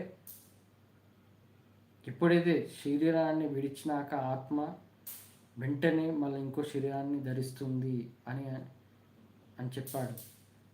అలాగే ఎవరైతే మోక్ష ప్రాప్తి పొందకుండా స్వర్గప్రాప్తి పొందిన వారైతే వాళ్ళు ధనవంతులుగా పుడతారు. అది నరక ప్రాప్తి అయితే పేదవాడిగా అన్నిటికీ లోటుతో జీవిస్తారు, తిండికైనా బట్టకైనా అలా. అది ధనవంతుడైతే తిండికి లోటు ఉండదు, బట్టకు లోటు ఉండదు, డబ్బుకి లోటు ఉండదు. కానీ పేదవాడు డబ్బుకి లోటు, బట్టకి లోటు, అలాగే తిండికి లోటు. కానీ ఈ ధనవంతుడైనా పేదవాడైనా కానీ ధనవంతుడు నాకు అన్నీ ఉన్నాయని వాడు పాపాలు చేస్తాడు. ఎందుకంటే సుఖాలలో పడి పాపాలు చేస్తాడు. అదే పేదవాడైతే నాకు అది లేదు ఇది లేదు అనుకుంటా అధర్మంగా సంపాదించడానికి దొంగతనాలు ఏదో చేస్తారు కదా పేదవాడు. కొంతమంది ఉంటారు కదా నిజాయితీగా బతకని వాళ్ళు అలా చేయడము, వీళ్ళు పాపాలు చేయడం వల్ల మళ్ళీ నరక ప్రాప్తి పొందుతారు. ధనవంతుడేమో సుఖాల్లో పడి పాపాలు చేసి మళ్ళీ నరక ప్రాప్తిని పొందుతారు. కానీ ధనవంతుడైనా పేదవాడైనా కానీ చివరికి ఎవరైతే నీతిగా ధర్మంగా జీవిస్తారో వాళ్ళే మోక్షాన్ని పొందుతారు. ఇక్కడ పేదవాడు ధనవంతుడు అనేది పక్కన పెడితే ఏ వ్యక్తి అయితే మానవ జన్మ ఎత్తినందుకు భగవద్గీత ప్రకారం నీతిగా నిజాయితీగా ధర్మంగా జీవిస్తారు వాళ్ళు మోక్షాన్ని పొందుతారని అర్థం. ఇక్కడ ఆ దేవుడు మరణ సమయం బట్టి కూడా మోక్షప్రాప్తి స్వర్గప్రాప్తి, నరక ప్రాప్తి చెప్పాడు. ఇది ఈ మనం ఈ అధ్యాయం 8లో మనము చాలా ఎప్పుడు ఎవరు చనిపోతే ఏ ప్రాప్తి, మోక్షప్రాప్త, స్వర్గప్రాప్త, నరకప్రాప్త అనేది ఈజీగా మనం తెలుసుకోవచ్చు ఈ అధ్యాయంలో. ఇక కంటిన్యూ. అందుకే మనము స్వర్గప్రాప్తి కాకుండా, నరకప్రాప్తి కాకుండా ఒక్క మోక్షప్రాప్తిని మాత్రమే ఎంచుకోవాలి. అంటే ఎప్పటికీ దైవనామ స్మరణం చేస్తూ పుణ్యం చేస్తూ ఉండాలి, భగవద్గీత నియమాలు పాటిస్తూ ఉండాలి. ఈ అధ్యాయం 8లో మరణ సమయంలో దైవనామ స్మరణమే ముఖ్యమని, బ్రహ్మ యొక్క కాలజ్ఞానం, మోక్షప్రాప్తి సమయం, స్వర్గప్రాప్తి సమయం, నరకప్రాప్తి సమయం గురించి తెలుసుకున్నాము. ఇదండి అధ్యాయం 8. ఈ అధ్యాయం 8 నాకు చాలా బాగా నచ్చుతుంది. ఎందుకంటే మన మరణాలు మళ్ళా మనం ఏ సమయంలో మరణిస్తే ఏ ప్రాప్తిలో, అంటే మోక్షప్రాప్తి కలుగుతుందా, నరక ప్రాప్తి కలుగుతుందా, స్వర్గప్రాప్తి కలుగుతుందా అనేది దీని ద్వారా ఈ అధ్యాయంలో తెలుసుకోవచ్చు. ఈ అధ్యాయానికి ఇంపార్టెంట్ అయిన విషయం ఇది, తెలుసుకోవాలి అందరూ. ఇక టాపిక్స్ వచ్చేసి ఈ వారం టాపిక్స్ మొదటగా హరే రామ హరే రామ రామ రామ హరే హరే, హరే కృష్ణ కృష్ణ కృష్ణ హరే హరే. దీన్ని బట్టి నేను ఒకటి చెబుతున్నాను. హరే రామ హరియే రాముడు, రామ రామ హరే హరే, రాముడే హరి, రాముడే హరి. హరే కృష్ణ హరియే కృష్ణ, హరియే కృష్ణ, కృష్ణ కృష్ణ హరే హరే, కృష్ణుడే హరి, కృష్ణుడే హరి. అంటే మహావిష్ణువు అవతారాలే వీళ్ళు అని అర్థం. ఇక్కడ రాముడు వేరు కాదు, కృష్ణుడు వేరు కాదు, వెంకటేశ్వర స్వామి వేరు కాదు, మహావిష్ణువు కూడా వేరు, మహావిష్ణువు అవతారాలు ఒక్కటే అని ఈ హరే రామ రామ రామ హరే హరే, హరే కృష్ణ కృష్ణ కృష్ణ హరే హరే అని దీని ద్వారా మనం తెలుసుకోవాలి. ఇక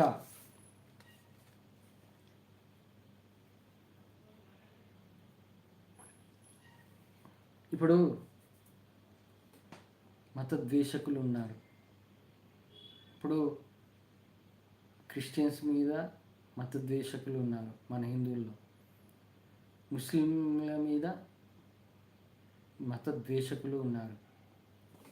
భగవద్గీత ప్రకారం ద్వేషం అనేది ఉండద్దు, కానీ వీళ్ళు హిందువుగా పుట్టి భగవద్గీతను ఆచరించకుండా ద్వేషాన్ని పెంచుకొని పాపంలో పడిపోతున్నారు. వాళ్ళ కర్మలు వాళ్ళు అనుభవిస్తారనుకోండి.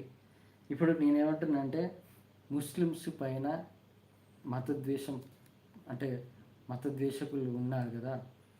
నేను ఇప్పుడు ఈ యుద్ధం జరుగుతుంది, ఇరాన్ యుద్ధం ఏంటి? అక్కడ మనకు కావాల్సింది ఇరాన్ నుంచి గ్యాసు, పెట్రోలు, డీజిలు, ఇంకేవైనా అవసరం. మెయిన్ అయితే ఇవి, గ్యాసు, పెట్రోల్, డీజిల్. ఇవి లేకుండా జీవనాన్ని కొనసాగించలేని పరిస్థితిలో ఉన్నాము. ఓకేనా? మరి ఆ ముస్లిం దేశమైన ఇరాన్ని ఈ మతద్వేషకుడు అయిన వాడిచ్చిన పెట్రోలు, డీజిల్, గ్యాస్ని ఎలా వాడాలని అనుకుంటున్నాడు? సిగ్గు లేకపోతే వాడతాడు, సిగ్గుంటే తెలుసుకుంటాడు.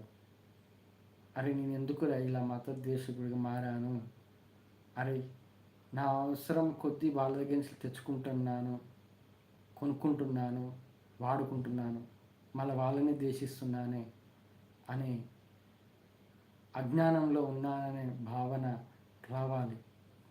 అప్పుడే ఈ మతద్వేషకులు తగ్గుతారు. ఇక అమెరికా వాళ్ళు క్రిస్టియన్స్ జీసస్ని పూజిస్తారు. ఇప్పుడు మన ఇండియాలో సాఫ్ట్వేర్ జాబ్ వాళ్ళు చాలామంది ఉన్నారు. మరి అమెరికాలో సాఫ్ట్వేర్ డెవలపింగ్ అనేది ఫస్ట్ అమెరికాలోనే కదా. మన సాఫ్ట్వేర్ అమెరికన్స్ డెవలప్ చేశారు. మరి అమెరికన్స్ పూజించే వాళ్ళు క్రిస్టియన్ జీసస్ని. మరి మరి అమెరికన్స్ వాడుతున్న ఆ సాఫ్ట్వేర్ని మనం ఎందుకు వాడుతున్నాము? ఈ మతద్వేషకులు ఉన్నారే, క్రిస్టియన్ మతాన్ని తిట్టేవాళ్ళు, వాళ్ళకి చెబుతున్నాను. మరి ఆ సాఫ్ట్వేర్ ఉద్యోగం చేసుకుంటూ మళ్ళీ వాళ్ళ సాఫ్ట్వేర్ని వాడుతూ నువ్వు ఉద్యోగం చేసుకుంటూ సంపాదిస్తున్నావు. మరి మతద్వేషం ఎందుకు ఉండాలని? అందుకే ఇక్కడ దేవుడు ఏంటంటే, ఒక దేశంలో ఒక్కొక్క అవసరాన్ని బట్టి, ఇతర దేశ అవసరాన్ని బట్టి ఒక్కొక్క దేశంలో ఒక్కొక్క ప్రత్యేకత, ఒక్కొక్క భూమి నుంచి ఒక మనకు అవసరమయ్యే నిత్యావసర వస్తువుగా ఇచ్చాడు. ఇప్పుడు ఒకటే దేశంలో అన్ని రకాలైన అన్నీ ఒకే దేశంలో ఉన్నాయనుకోండి, ఇక మిగతా దేశాలలో లేవు. అప్పుడు ఏమవుతుంది? అప్పుడు ఈ ఒక్క దేశమే నా దగ్గర అన్నీ ఉన్నాయని కొద్దిగా ఇతర దేశాలను తక్కువ అంచనా వేయడము, అలాగే వాళ్ళ నుండి ఈ సహాయం చేయడమో పక్క పెడితే గొప్పగా ఫీల్ అవ్వడం అనేది జరుగుతుంది. అదే దేవుడు ఆ దేశంలో గ్యాస్, పెట్రోలు, డీజిల్ ఎలా సృష్టించి భూమి నుండి సృష్టించి ఆ దేశానికి ఒక ప్రత్యేకత ఇచ్చాడో, మన దేశం నుండి కూడా వ్యవసాయం, రైస్, అలాగే బాస్మతి రైస్, ఉల్లిగడ్డలు, పప్పులు ఇవన్నీ ఇచ్చి మనము ఎక్స్పోర్ట్ చేస్తున్నాము. వాళ్ళు ఎక్స్పోర్ట్ చేసి మనం తెచ్చుకుంటున్నాము. ఇక్కడ దేవుడు ఏమంటున్నాడంటే, మీకు ఒకరొకరు మీరు ఫ్రెండ్లీగా ఉండి ఎవరి అవసరాల కోసం వారు జీవనం కొనసాగించండి. నేను అందుకే సృష్టించింది అక్కడ వాళ్ళకు అక్కడ అది సృష్టించాను, ఇక్కడ మీకు ఇక్కడ సృష్టించాను భూమి నుండి ఇవ్వడానికి. మరి ఇలా కొట్టుకుంటారేంటి యుద్ధం చేసుకొని, నాది గొప్ప, నా దేశం గొప్ప అని? ఎక్కడో ఇప్పటికీ ఏ దేశ ప్రజలో పిల్లలు ఆకలికి చచ్చిపోతున్నారు. ఆ దేశ ప్రజలను కాపాడటానికి ఎవ్వరు రారు. నా దేశం గొప్ప, నాది గొప్ప, నా దేశం గొప్ప అని గొప్పలు చెప్పుకుంటూ బతుకుతున్నారు. కానీ ఆ దేవుడు చూస్తాడేంటంటే, ఎవరైతే ప్రపంచ ప్రజలందరినీ ఒకే రకంగా, అంటే అందరూ బాగుండాలని అనుకుంటాడో వాడే నిజమైన దైవభక్తుడు. అతనికే నేను దాసోహం అని ఆ దేవుడే అంటాడు. అవును, నిజమైన దైవభక్తుడికి ఆ దేవుడే దిగి వచ్చి దాసోహం అంటాడు.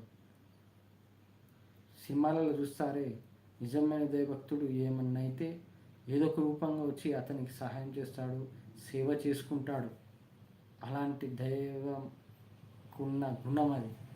మరి అలా కలిసిమెలిసి ఉండండిరా అని ఆ దేవుడు సృష్టించి ఒకరి అవసరాల కోసం ఒకరిని ఇచ్చిపుచ్చుకొని స్నేహభావంతో ఉండమని అంటే, మీరు నాకున్నాయి అని చూపించుకొని యుద్ధాలు చేసుకుంటారా? మీ పని చెప్తాననేది ముందు చూపిస్తాడు.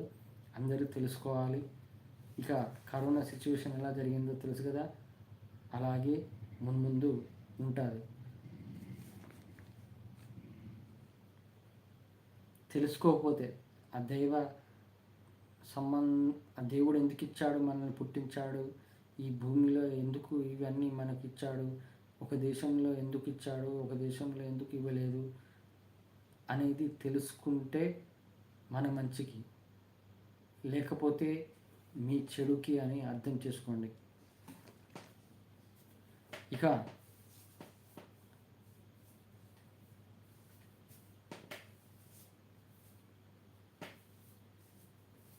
పూజారి మచిలీపట్నంలో ఒక అమ్మాయిని రేప్ చేశాడు. వానికి ఎలా బుద్ధి పుట్టిందో తెలవట్లేదు. దేవునికి గుడిలో పూజ చేసుకునేవాడు దేవుడు గుర్తు రాలేడా అతనికి ఆ తప్పు చేసినప్పుడు? ఇప్పటికీ దైవ సేవలో ఉన్నవాడికి ఎందుకు అలా ఆలోచన వచ్చింది? దాని కారణం ఎవరు అనేది ఆలోచిస్తే అతనిలో ఉన్న కలిమాయ, కామం అనే కలిమాయ వల్ల అతను అలా చేశాడు. కానీ అతను భగవద్గీతను నేర్చుకొని తనలో ఉన్న ఆత్మజ్ఞానం తెలుసుకొని ఉన్నట్లయితే అలాంటి చెడ్డ పని చేయకపోయేవాడు. ఎందుకు తెలుసుకోలేదు? ఇప్పుడు పూజారులైన కమర్షియల్ అయిపోయారు. డబ్బు కోసమే గుడిలో పూజలు చేస్తున్నారు, అర్చకుడిగా ఉంటున్నారు. నాకెంత జీతం ఇస్తావో కానీ దైవ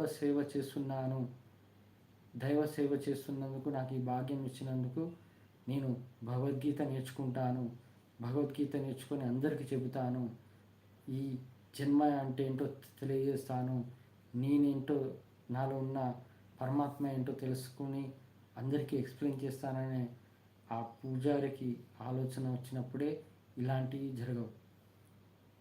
ఇది తెలుసుకోకుండా కలిమాయలో పడి ఇలాంటి తప్పులు చేయడం అనేది అది జరుగుతూనే ఉంటాయి ఖచ్చితంగా. ఎందుకంటే కలి అనేది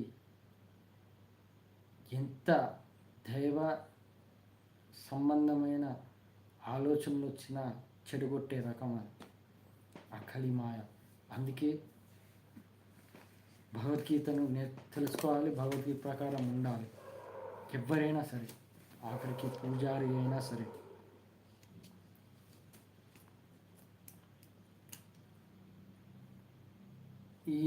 ఈరోజు ఫేస్బుక్లో టీటీడీ వీడియో వచ్చింది. నేను చెప్తాను కదా, మానవ జన్మ రహస్యం, ఇన్ని లక్షల జన్మలు ఉంటాయి, ఇన్ని లక్షల జన్మలు జంతు ప్రపంచంలో పుట్టాలి, మళ్ళీ చివరికి వచ్చేది మానవ జన్మే అని అంటాను కదా. అది ఈ టీటీడీ వేద పండితుడు చెప్పాడు ఆ వీడియోలో. రాయిగా, చెట్టుగా కదలలేని పరిస్థితుల్లో కొన్ని లక్షల, 20 లక్షల, 84 లక్షల రకాల జన్మలు ఉంటాయన్నాడే. దాంట్లో 20 లక్షల జన్మలు చెట్టుగా, పుట్టగా, రాయిగా పుట్టడం, మిగతాది పక్షులుగా పుట్టడం. 20 లక్షల జన్మలు పక్షులుగా పుట్టడం, మిగతా 20 లక్షల జన్మలు జంతువుల్లో పుట్టడం, ఇక మిగతాది 4 లక్షల జన్మలు మానవ జన్మగా పుట్టడం. కానీ ఎవరైతే ఆత్మజ్ఞానం తెలుసుకొని భగవద్గీత ప్రకారం ఉంటారో, ఆ ఏడుకొండల వెంకటేశ్వర స్వామి శరణు పెడతారో వాళ్ళకే పునర్జన్మ లేకుండా చేస్తాడు అని ఆ టీటీడీ వీడియోలో చెప్పాడు. ఋషులే కోరుకుంటారంట, నాకు ఈ మానవ జన్మ వద్దు, 84 లక్షల జన్మలు పుట్టాలి, నీ కొండపైన ఒక రాయిగా, చెట్టుగా పుట్టేయి, అప్పుడైనా నీ కొండ మీద ఉండడం వల్ల మాకు ఈ మానవ జన్మ లాంటి పాప పనులు చేయము మేము అని ఆ ఋషులు అన్నారంట. ఆ వీడియోలో అదే ఉంది, టీటీడీ వాళ్ళు చేసిన వీడియోలో. మరి ఆ ఏడుకొండల వెంకటేశ్వర స్వామి పాదము, ఆయన అనుగ్రహం పొందితే ఈ 84 లక్షల జన్మల రకాల జన్మలు నుండి బయటపడతాము అనేది ఆ వీడియోలో చెప్పాడు. అందుకే నేను పోస్ట్ చేశాను నా ట్విట్టర్, థ్రెడ్స్, ఫేస్బుక్, ఈ దాంట్లో ఆల్రెడీ వీడియో షేర్ చేశాను. ఇవాళ షేర్ చాట్లో కూడా షేర్ చేశాను, అలాగే టెలిగ్రామ్లో కూడా షేర్ చేశాను. చూసేవాళ్ళు చూడండి. నా యూట్యూబ్ లింక్ ప్రొఫైల్లో లింక్స్ ఉంటాయి. కలియుగ భగవద్గీత కాదు, కలియుగ అన్నమయ్య ఛానల్ ప్రొఫైల్లో ఉంటాయి లింక్స్.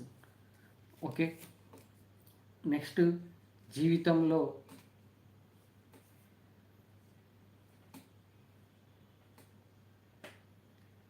ఇప్పుడు మనుషులు ఫ్రెండ్ సర్కిల్ అయినా చుట్టాలైనా ఎంతో రకాల మనుషులు ఉంటారు.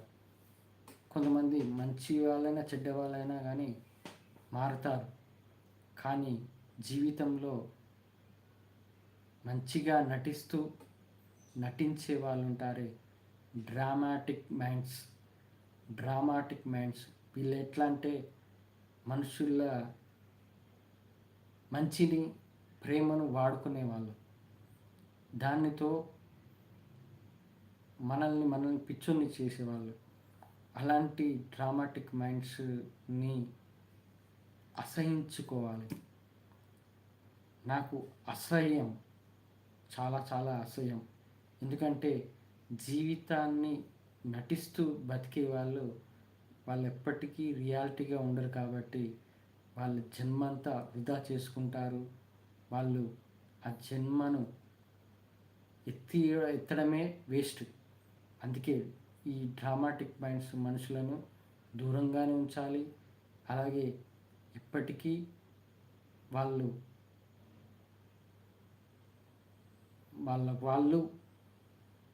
తెలుసుకోలేరు, నిజమైన జీవితాన్ని పొందలేరు. అందుకే నాకు ఈ నటించే వాళ్ళంటే చాలా అసహ్యం.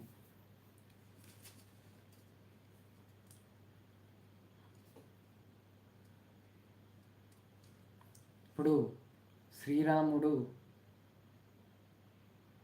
పుట్టంగానే ఆయన చిన్న బాల్యం నుంచి కదా వచ్చింది. బాల్యం నుంచి చిన్నగా పెరిగి విద్యను నేర్చుకొని, మహర్షుల ద్వారా విద్యను నేర్చుకొని ఒక రాక్షసుని చంపే జ్ఞానాన్ని, అంటే యుద్ధ వీరుడుగా పొందారు. అక్కడే ఆ శ్రీరాముడికి ఈ శరీరం ఎందుకు ఇచ్చాడు దేవుడు, ఈ శరీరం ఏమి చేస్తుంది, ఈ శరీరం వల్ల మనకు లాభాలు ఏంటి, నష్టాలు ఏంటి అనేది ఆ వశిష్ఠ మహర్షి ద్వారా నేర్చుకున్నాడు. అది యోగ వాసిష్టం. మరి ఆ శ్రీరాముడే వశిష్ఠ మహర్షి ద్వారా, గురువు ద్వారా ఈ శరీరం అంటే ఏంటనేది తెలుసుకున్నాడు కదా. మరి ఈ కలియుగంలో ఈ మానవ జన్మ రహస్యం తెలుసుకున్న నేను భగవద్గీతను అనువదిస్తున్నాను. కాబట్టి మీరు కూడా ఆ వశిష్ఠ మహర్షి గురువుగా శ్రీరాముడు ఎలా తన మానవ జన్మ గురించి ఎలా తెలుసుకున్నాడో, మీరు కూడా ఈ మానవ జన్మను, కలియుగంలో ఈ మానవ జన్మను బయటపడాలంటే ఎలా అనేది ఈ ఛానల్ ద్వారా, నా ద్వారా తెలుసుకోండి. నన్ను గురువుగా భావించి మీరు మారండి. అంతేకాని కొంతమంది అహంకారంతో ఏంది నేర్చుకునేది అనే ఆలోచన ఉన్న వాళ్ళైతే వాళ్ళ కర్మలు వాళ్ళు అనుభవిస్తారనుకోండి. శ్రీరాముడే అలా తన శరీరం గురించి నేర్చుకున్నాడు యోగ వాసిష్టం ద్వారా. శరీరం అంటే ఏంటి, మనిషి ఏం చేస్తాడు, మనిషి గుణాలు ఏంటి, మనిషి ఆలోచనలు ఏంటి, మనిషిలో ఎలా తప్పుదారి నడుస్తాయి ఆలోచనలు, ఎలా ఒక్కొక్క స్టేజ్లో ఒక ముసలివాడైనా, బాల్యమైన వయసులో అయినా ఎలా ఉంటాయి, మనిషిలో స్వభావం, ఆలోచనలు అవన్నీ ఎలా ఉంటాయి అనేది యోగ వాసిష్టం ద్వారా శ్రీరాముడు నేర్చుకున్నాడు. మరి ఇప్పుడు నేను అనుభవించిన ప్రకారం ఈ కలియుగంలో మనం మళ్ళీ పునర్జన్మ లేకుండా ఉండాలంటే నన్ను గురువుగా భావించి మీరు నేర్చుకోండి.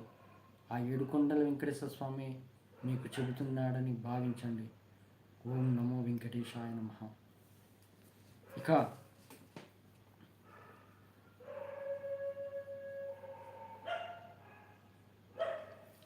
ఇక ఆడవాళ్ళు ఉన్నారు. ఇప్పుడు డీసెంట్గా ఉన్న వాళ్ళు వేరు, కానీ పల్లెటూళ్ళలో ఆడవాళ్ళు ఉంటారు.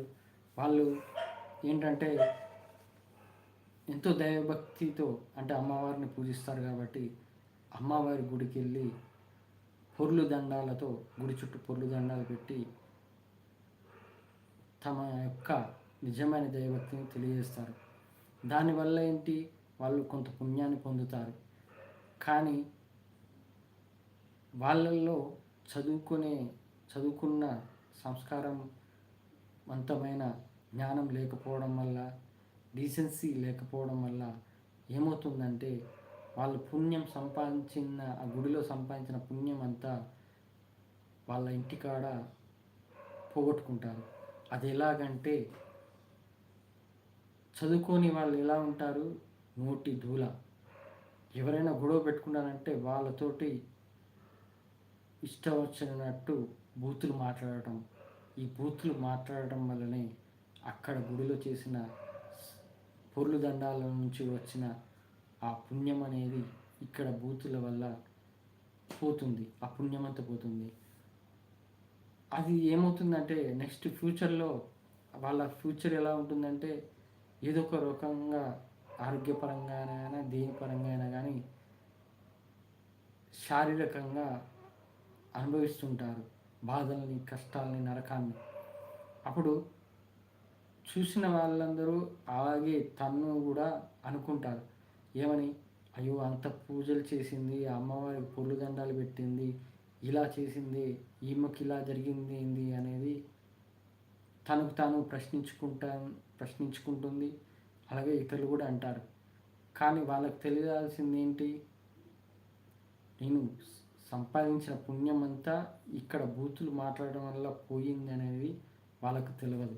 ఎందుకంటే వాళ్ళల్లో ఆ జ్ఞానం లేదు కాబట్టి. దానివల్ల తెలుసుకోవాలి, ఇప్పుడైనా తెలుసుకోండి. బూతులు మాట్లాడటం అనేది చాలా పాపం, మహాపాపంలో పడినట్టే. మనం సంపాదించుకున్న పుణ్యం అంతా కరిగిపోయినట్టే, ఐసు గడ్డలాగా కరిగిపోయినట్టే అని తెలుసుకోండి.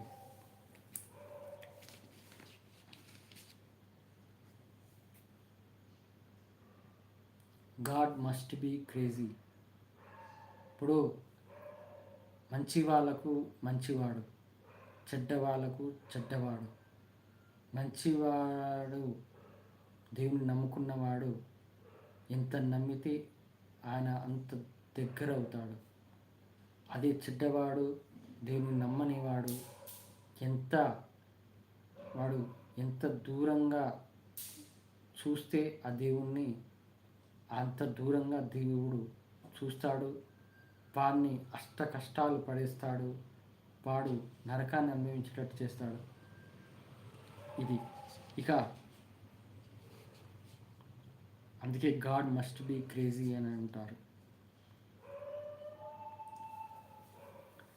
ఇప్పుడు మనం భారతదేశంలో ఇక్కడ పుట్టాము, ఎంతో పుణ్యం చేసుకొని ఉండడం వల్ల.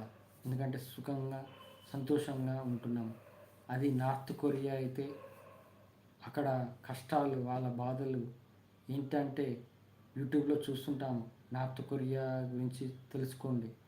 ఎంత ఘోరమైన శిక్షలు ఉంటాయో, ఎంత ఘోరమైన కండిషన్స్ ఉంటాయో. ఆడవాళ్ళకైనా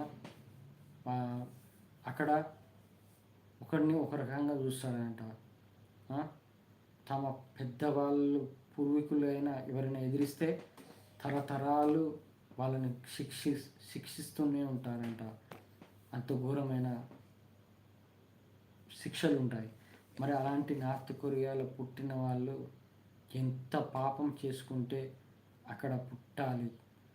మరి అలాంటి ఆ నార్త్ కొరియాలో ఉన్న అధ్యక్షుడు, నేనే దేవుణ్ణి, అసలు దేవుడు అనే మాట లేదు ఆడ, నేనే మీకు నాయకుడిని, నేనే దేవుణ్ణి అన్నట్టు అక్కడ నార్త్ కొరియా అధ్యక్షుడు ఉన్నాడు. అక్కడ ఏంటంటే ఇలాంటి వాళ్ళను ఎందుకు పుట్టించాడు దేవుడు అంటే, ఎంతో పాపం చేసిన వాళ్ళు అక్కడ పుట్టేటట్టు చేస్తాడు. అక్కడ ఆ పాపకర్మాలకు అనుభవించేటట్టు చేస్తాడు. అందుకే ఆ దేశాన్ని సృష్టించాడు. అలాంటి మనుషులను దేశాధ్యక్షుడిగా పెట్టాడు. ఎందుకంటే ఎవరి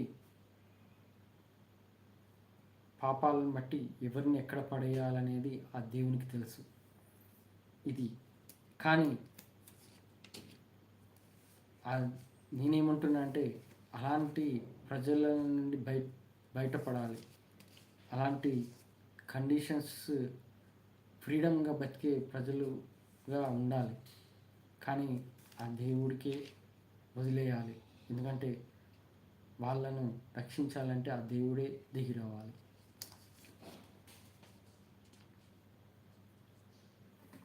ఇప్పుడు ముసుగు వేసుకొని ఆధ్యాత్మికంగా ఉండేవాళ్ళు ఏమంటారంటే పెండ్లొద్దు. ప్రణవానంద దాస్ అంటాడు, పెండ్లి అబ్బో ఆ సంసారం మనం పడలేము, అవన్నీ మనము వల్ల కాదు, ఆయన నాకు దేవుడిపైనే ఇష్టం, దేవుడినే పూజిస్తాను, దేవుడితోనే ఉంటానని. కానీ పూర్వకాలమైన త్రేతాయుగంలో శ్రీరాముడు పుట్టి విద్యను అభ్యసించి పెళ్లి చేసుకొని సంసారం చేసి లవకుశలను పుట్టించాడు. లవకుశలు మరి ఆయన కూడా సంసారం చేశాడు కదా. మరి ఎందుకు వీళ్ళు ఇలా ముసుగేసుకొని ఆధ్యాత్మికం అంటే సంసారం చేయొద్దని అంటున్నారు? వీళ్ళకు భయం, ఎక్కడ ఒకటి దగ్గర పని చేయాలి, ఒకటి దగ్గర వంగి పని చేయాలి అనే ఆలోచన. అది ఇక్కడ ఇది ఆధ్యాత్మికంగా ఉంటే ఎవడో ఒకడు డొనేషన్ ఇస్తాడు, ఎవడో ఒకడు డొనేషన్ ఇస్తే అది డొనేషన్ తీసుకొని తిండి 3 పూటలు తినచ్చు అని. అలాగే వాళ్ళను నేర్పించేది కూడా వాళ్ళ గురువులైన వాళ్ళే. అలా తయారు చేయడం వల్ల సంసారం జీవితమే ఒక వేరు, ఆధ్యాత్మిక జీవితం వేరు అని అన్నట్టు జీవిస్తున్నారు. అలా ప్రజలకు నేర్పుతున్నారు. అది సన్యాసం అనేది కాదు. ఆధ్యాత్మికం అంటే సంసార జీవితాన్ని ధర్మంగా జీవించేవాళ్ళు, భగవద్గీత ప్రకారం నడిచేవాళ్ళు, అన్నిటికీ తట్టుకొని, అన్నిటికీ ఓపిక, సహనం. ఇప్పుడు సంసార జీవితాన్ని కొనసాగిస్తేనే కదా కోపము, ఆవేశము, ఈర్ష, ద్వేషం, అసూయ, అహంకారం ఇవన్నీ బయటపడతాయి. వాళ్ళు అవి చేయట్లేదు కాబట్టి వాళ్ళలో అది బయటపడకుండా ఉంటున్నాయి. అది సంసారం వాళ్ళని చేయమని అవన్నీ బయటపడకపోతాడు అంటే అక్కడ వాళ్ళు వాటికి దూరంగా ఉండి ఏదో ఆధ్యాత్మికంగా నటిస్తున్నారు. కానీ మనము ఆ దీనిలో సంసార జీవితంలో ఉండి ఇవన్నీ భరిస్తూ వీటి నుండి ఇంద్రియ నిగ్రహం ఉంచుకొని ఆధ్యాత్మికంగా జీవిస్తున్నాం కాబట్టి మోక్షం మార్గానికి వెళ్తున్నాం. వాళ్లకు ముసుగేసుకున్న వాళ్ళకు మోక్షం కలగదు కదగా ఇంకా జన్మలు చాలా ఘోరమైన జన్మలు ఎత్తాల్సి వస్తుంది. ఎందుకంటే దేవుడిని అడ్డం పెట్టుకొని మోసగిస్తున్నారు కాబట్టి, దేవుడిని అడ్డం పెట్టుకొని జీవిస్తున్నారు కాబట్టి వాళ్ళు వచ్చే జన్మల్లో చాలా ఘోరమైన జన్మలు ఎత్తాల్సి వస్తుంది.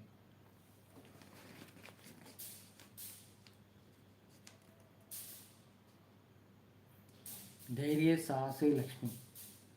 దీనిలోని ధైర్యంలోనే లక్ష్మీదేవి ఉంటుంది, నీ యొక్క సాహసంలోనే మహాలక్ష్మి ఉంటుంది. కానీ ఇప్పుడు ఏంటి, కలియుగంలో మహాలక్ష్మి అంటే డబ్బు, బంగారం ఇవి అంటున్నారు. సరే, డబ్బు బంగారం అని కొంతమంది అధర్మంగా సంపాదించి, ఇప్పుడు గవర్నమెంట్ ఒక ఆఫీసర్ ఉన్నాడు అనుకోండి, అధర్మంగా సంపాదించి లక్షలు కోట్లు ఇంట్లో దాచిపెట్టుకుంటాడు సూట్ కేసులో, డబ్బు అయినా బంగారమైనా. సడన్గా ఏసీబీ రైడ్ జరుగుతుంది.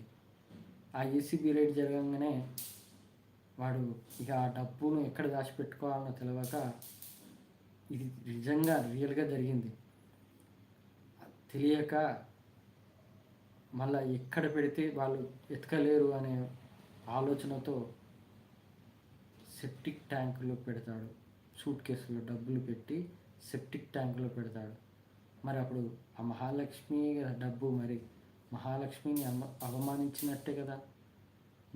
డబ్బులు పబ్లో ఇట్లా విసిరేస్తారు, పేకాటలో డబ్బులు విసిరేస్తారు. ఇవన్నీ ఇప్పుడు ఎలక్షన్స్లో డబ్బులు ఇసిరేస్తున్నారు. ఇవన్నీ మహాలక్ష్మి కదా, మరి ఎందుకు అవమానిస్తున్నారు? డబ్బు కదా. అన్నీ ఏంటంటే ధైర్య సాహసి లక్ష్మి. ఎవరిలో ధైర్యం ఉంటుందో, ఎవరి దగ్గర సాహసం చేసే గుణం ఉంటుందో వాళ్ళ దగ్గరనే లక్ష్మీదేవి ఉంటుంది. ఇప్పుడు నేను ధైర్యంగా ఉంటాను, సాహసం చేస్తాను, ఎందుకంటే ధర్మం కోసం. నా దగ్గర లక్ష్మీదేవి ఖచ్చితంగా ఉంటుంది. మన ధైర్యమే, మన సాహసమే లక్ష్మీదేవి. ఈ డబ్బు బంగారంలో ఉండదు. ఇదంతా మనము చూపించుకునే, గొప్పలు చూపించుకునే విధానమే తప్ప ఎవడో చెప్పాడు కదా మహాలక్ష్మి అంటారు, కానీ అదేం ఉండదు. మహాలక్ష్మిలాగా అందంగా ఉండంగానే కాదు, గుణం కూడా చక్కగా ఉండాలి. అందంగానే పుట్టడం కాదు, ఆ గుణాలు కూడా అందంగా.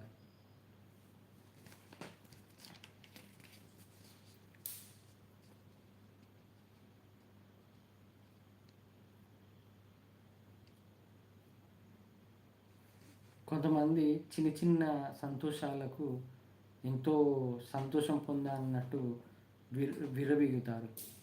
ఒకరిని బాధ పెట్టి తను సంతోషపడి సైకో వెధవల్లాగా ఫీల్ అవుతారు. కానీ అది ఆ సంతోషం అప్పటి వరకే, అది టెంపరీ అనేది వాడికి తెలియదు, అజ్ఞానంలో ఉన్నాడు కాబట్టి. అది భగవద్గీత తెలుసుకున్నవాడైతే ఆత్మసంతృప్తితో బతుకుతాడు కాబట్టి వానికి నిజమైన సంతోషం తెలుస్తుంది.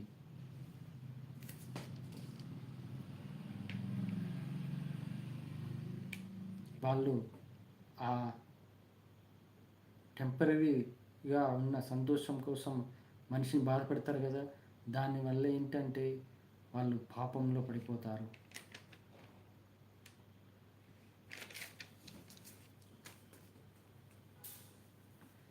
ఇక బిలియనీర్లైనా, కోటీశ్వరులైనా, లక్షాధికారులైనా డబ్బు ఉంది కదా అని చాలా గొప్పగా పూజలు చేస్తారు, అన్నీ చేస్తారు. కానీ భగవద్గీత తెలుసుకోకుండా, ఆత్మజ్ఞానం తెలుసుకోకుండా నువ్వు ఎన్ని పూజలు చేసినా, ఎన్ని యాగాలు చెయ్యి, అది బూడిదలో పోసిన పన్నీరే అవుతుంది. అలాగే ఆధ్యాత్మికంగా నువ్వు జీరో అవుతావు. డబ్బులో నెంబర్ 1 అయినా కానీ ఆధ్యాత్మికంగా జీరో అవుతావు. అంటే దైవంకి దగ్గర అవ్వడానికి నువ్వు జీరో అని అర్థం. ఎందుకంటే నీలో అహంకారం ఉంటుంది, మనిషిని గౌరవించడం అనేది ఉండదు, ఎదుటి వారినిలో పరమాత్మను ఉన్నట్టు తెలుసుకోవడం తెలియదు. కాబట్టి నువ్వు ఎన్ని కోట్లు ఉండని, ఎంత డబ్బు ఉండని, బిలియనరీ అయినా నువ్వు ఆధ్యాత్మికంగా జీరో అని తెలుసుకోవాలి. ఇక ఇప్పుడు ఒక మొబైల్ రీఛార్జ్ చేయాలంటే నెలకు 300 ఒక్కరికి. అది ఇంట్లో నలుగురు ఉంటే 1200 300 × 4 1200 రూపీస్ కంపల్సరీ ప్రతి నెల పెట్టాలి. పేదవాడైతే ఇక 1200 రీఛార్జ్ చేసుకోవడానికే సంపాదించాలి. ఇది ఎందుకు వచ్చింది? మనకు మనం తెచ్చుకున్నాము. నా చిన్నప్పుడు బిఎస్ఎన్ఎల్ ఉండేది. 10 రూపాయలు రీఛార్జ్ చేస్తే నువ్వు లైఫ్ టైం ఎప్పుడైనా వాడుకో. నువ్వు వాడుకున్నంతేనే కట్ అవుతుంది, నిమిషానికి పైసలు అలా ఉండేది. నువ్వు లైఫ్ టైము వాడుకోవచ్చు. 10 రూపాయలు రీఛార్జ్ అయ్యి లైఫ్ టైం వాడుకోవచ్చు. అలా ఉండాలి. కానీ ఇప్పుడు ఏంటంటే బిఎస్ఎన్ఎల్ని పూర్తిగా నాశనం చేసింది కూడా మనమే. ఎందుకంటే వాడెవడో ఆఫర్ ఇచ్చిందని ఎయిర్టెల్లోడు, జియోడు ఆఫర్లు ఇస్తుందని ఆకర్షణకు గురి అయ్యి అతనికి డైవర్ట్ అవ్వడం వల్ల బిఎస్ఎన్ఎల్ పడిపోవడము, ఆ బిఎస్ఎన్ఎల్ పడిపోయి మనము ఆఫర్లు, మంచి ఆఫర్లు, గవర్నమెంట్ ఇచ్చే ఆఫర్లను మనము దూరం చేసుకోవడము, ఇవన్నీ జరిగాయి. ఇదేంటంటే నెలకు 300 కంపల్సరీ నువ్వు కట్టాల్సిందేగా. అసలు ఎందుకు ఇది? నువ్వు లైఫ్ టైము అప్పట్లాగానే లైఫ్ టైము నువ్వు రీఛార్జ్ చేసుకో, ఎప్పుడైనా వాడుకో, కానీ నిమిషానికి ఇంత కట్ చేసుకో. అంతేగాని ప్రతి నెల 300 కట్టాలనే అవసరం ఏమున్నది? ఇలాంటి మనము చెప్తే వాడు వినడం కాదు, వాడు చెప్తే మనం వినాల్సి వస్తుంది. ఇది మన చేతుల మనమే. ఎందుకంటే ప్రైవేట్ స్కూల్ పెరగటం కూడా మన చేతులారా మనమే. గవర్నమెంట్ స్కూల్లో వెళ్ళినవాడు ఇప్పుడు ప్రైవేట్ స్కూల్కి వెళ్తున్నాడు. ఎందుకు? గొప్పలకు పోయి మంచిగా చదువుకోవాలని. మంచిగా చదువుకోవడం వాడు ఎప్పుడు ఏం లేదు అక్కడ. ఎల్కేజీ స్టూడెంట్ అయినా యూకేజీ స్టూడెంట్ అయినా లక్షలు కట్టాల్సిందే. కానీ వాడు నేర్పించేది ఏబిసిడీలే. ఆ గవర్నమెంట్ స్కూల్ అయినా ఏబిసిడీలే నేర్పిస్తుంది. ఇది గొప్పలకు పోయి ప్రైవేట్ స్కూళ్ళను పెంచి మనకు మనమే ఒక దాసోహం. నా పిల్లలు చదివిపియండి, మీకు ఎంత డబ్బు ఇస్తాను, నేను ఎంతైనా గాడిద సాకిరి అయినా చేసి మా పిల్లల్ని మీ స్కూల్లోనే చదివిస్తాను అనే భావన తెప్పించుకున్నది మీరే, ప్రజలే. అది మీకే వదిలేస్తున్నాను. అదే గవర్నమెంట్ స్కూలు మంచిగా డెవలప్ అయితే, గవర్నమెంట్ స్కూల్కు బస్సులు ఉంటే, అంటే గవర్నమెంట్ స్కూల్ బస్సులు ఉంటే మిడిల్ క్లాస్ ఫ్యామిలీ పేదవాడు ఖచ్చితంగా చదువుకోవడానికి పోతాడు. ఈ మిడిల్ క్లాస్ ఫ్యామిలీ పేదవాళ్ళు డబ్బులు ప్రైవేట్ స్కూల్లో డబ్బులు కట్టడానికి కష్టపడని అవసరం లేకుండా ఉంటుంది. మనకు మనమే ప్రపంచ ప్రజలు, మన దేశ ప్రజలే మనకు మనమే ఈ గవర్నమెంట్ని మనకు నడిపియాలి. కానీ వాళ్ళు చెప్తే మనం వినడం కాదు, మనం నడిపియాలి. ఓటేసికి డబ్బులు తీసుకొని వాడు చెప్పినట్టు మనం వింటున్నాము. అది తప్పు. మనం తక్కువ అంచనా వేసుకుంటున్నాము. మనము ఓటేస్తే గెలిచిన వాడు, అట్లాంటిది అతను చెప్తే మనం వినాల్సి వస్తుంది. మనం చెప్తే వినేటట్టు చేయాలి. అలా ఎలా జరుగుతుందంటే, ఆ నాయకుడు ఎలాంటి స్వార్థం లేకుండా, డబ్బుపై ఆశ లేకుండా, ప్రజలే సుఖమే నా జీవితం అనే భావన ఉన్నవాడే ఆ నిజమైన నాయకుడు నిలబడితేనే నడుస్తుంది. ఇలా ఓటుకి డబ్బులు తీసుకొని అడుక్కునే జీవితాలు ఉన్నంత వరకు బాగుపడవు.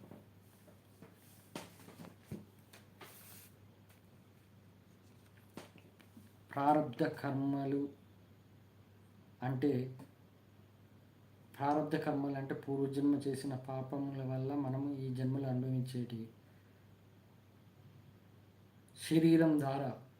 మన శరీరం ద్వారా ఏదో ఒక రోగము రావడము, దానివల్ల కొంతమంది రీసెంట్గా మా సొంత అక్క కూతురు తనకు థైరాయిడ్ 18-20 ఇయర్స్ ఉంటాయి.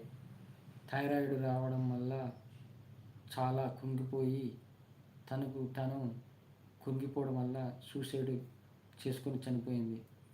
ఇలా ప్రారబ్ధ కర్మల వల్ల నేను ఆ రోజు ఆమె నెక్స్ట్ డే చనిపోతానంగా ముందు రోజు ఆమె వాట్సాప్ స్టేటస్ చూసి చాలా బాధపడ్డాను. ఏంటంటే, ఒక రైలు కింద సూసైడ్ చేసుకునేవాడు ఎలా వీడియో పెడతారో అలా పెట్టింది ఆమె. ఎందుకు ఇట్లా పెట్టిందని నేను చూసి పిచ్చిది అని వదిలేశాను. కానీ నెక్స్ట్ డే ఆ చనిపోయిందని న్యూస్ రాగానే నేను ఎంతో తట్టుకోలేనంత బాధపడ్డాను. ఒక మాట చెబితే ఇలా ఎందుకు చేస్తున్నావు ఇలా అని, ఒక మాట ఫోన్ చేసి చెప్తే బాగుండు కదా అని, బతికేదేమో అని ఆలోచన కూడా వచ్చింది. అందుకే ఈ ప్రారబ్ధ కర్మల వల్ల, పూర్వజన్మ పాపం వల్ల వచ్చే మన శరీరం అనుభవించే ఈ బాధల వల్ల సూసైడ్ చేసుకుంటే మళ్ళీ వచ్చే జన్మలో ఇంతకన్నా ఘోరమైన ప్రారబ్ధ కర్మ అనుభవిస్తామని యోగా వాసిష్టం ద్వారా తెలుసుకున్నాను. అందుకే ప్రారబ్ధ కర్మ అనుభవిస్తూనే ఆ దైవనామస్మరణ చేస్తూ ఆ దేవునికి ఏడుకొండల వెంకటేశ్వర స్వామికి శరణు వేడండి. ఖచ్చితంగా ఈ జన్మలోనే మీ ప్రారంధకం తీసేస్తాడు. అది తెలుసుకోవాలి. వినాశకాలే విపరీత బుద్ధులు అన్నట్టు ఎవరైతే ఈ ఛానల్ చూడకుండా చూసిన దూరంగా పోయిన వాళ్ళు, నేను చెప్పేది వినకుండా అజ్ఞానంలో ఉన్నవాళ్ళు, నా మాటను తీసి పారేసిన వాళ్ళు, వాళ్ళ వినాశకాలే విపరీత బుద్ధులు. వాళ్ళ బుద్ధి అనేది పక్కదారిపోతుంది, కలిమాయలు పడిపోతుంది. వాళ్ళకు వాళ్ళు వినాశనం చేసుకుంటారు. వాళ్ళకు వాళ్ళే నరకంలో పడిపోతారు.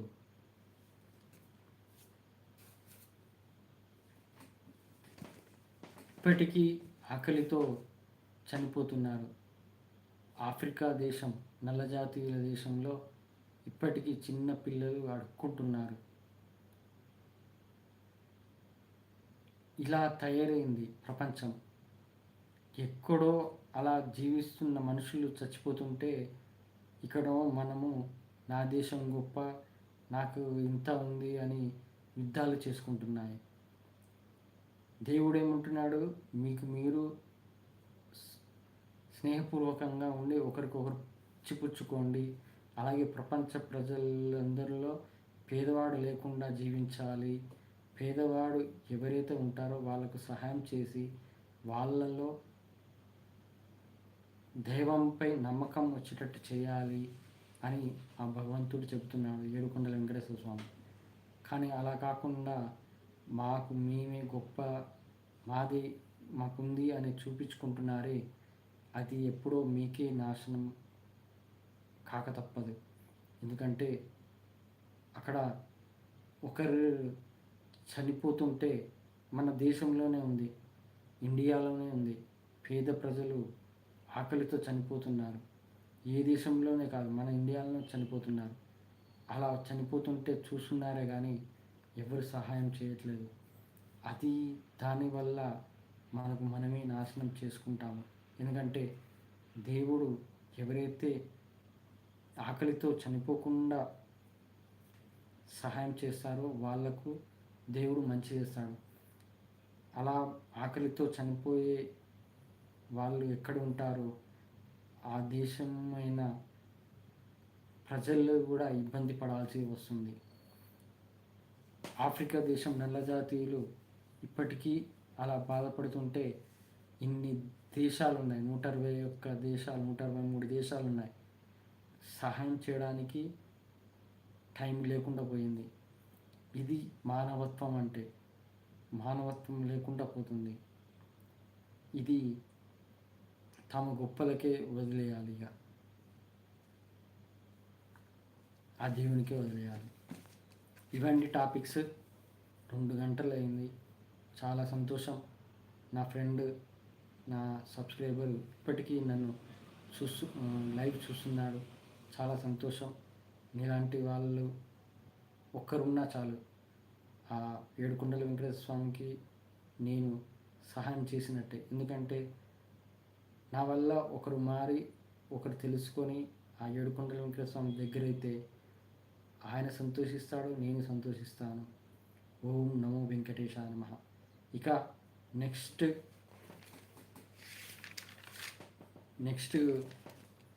కలియుగ భగవద్గీత అధ్యాయం 9 ద్వారా నెక్స్ట్ వీక్ కలుసుకుందాము. నేను ఛానల్ పోస్ట్ ద్వారా అన్ని లింకులు పెట్టాను. WhatsApp channels, WhatsApp community channel, అలాగే ఓం నమో వెంకటేశ ఛానల్ కూడా. మీరు అందరూ ఆ లింక్ ద్వారా చేరి ఆ దేవునికి ఏడుకొండల వెంకటేశ్వర స్వామి దగ్గర అవ్వాలని కోరుకుంటున్నాను. చాలా సంతోషం. ఓం నమో వెంకటేశాయ నమః. Thank you so much. Govinda Govinda, ఆపద మొక్కులవాడ, అనాథ రక్షక, గోవింద గోవింద. నేను ఒకటి చెప్తున్నాను ముగించే ముందు. నాకు ఈ మధ్య తిరుపతి అలిపిరి పోయి వచ్చిన కాంచెల్లి చాలాసార్లు కళలో కనబడుతున్నాడు వెంకటేశ్వర స్వామి. ఆ ఏడుకొండల వెంకటేశ్వర స్వామి నాకు నన్ను ఎప్పటికీ నాకు దగ్గరగానే ఉంటున్నాడు.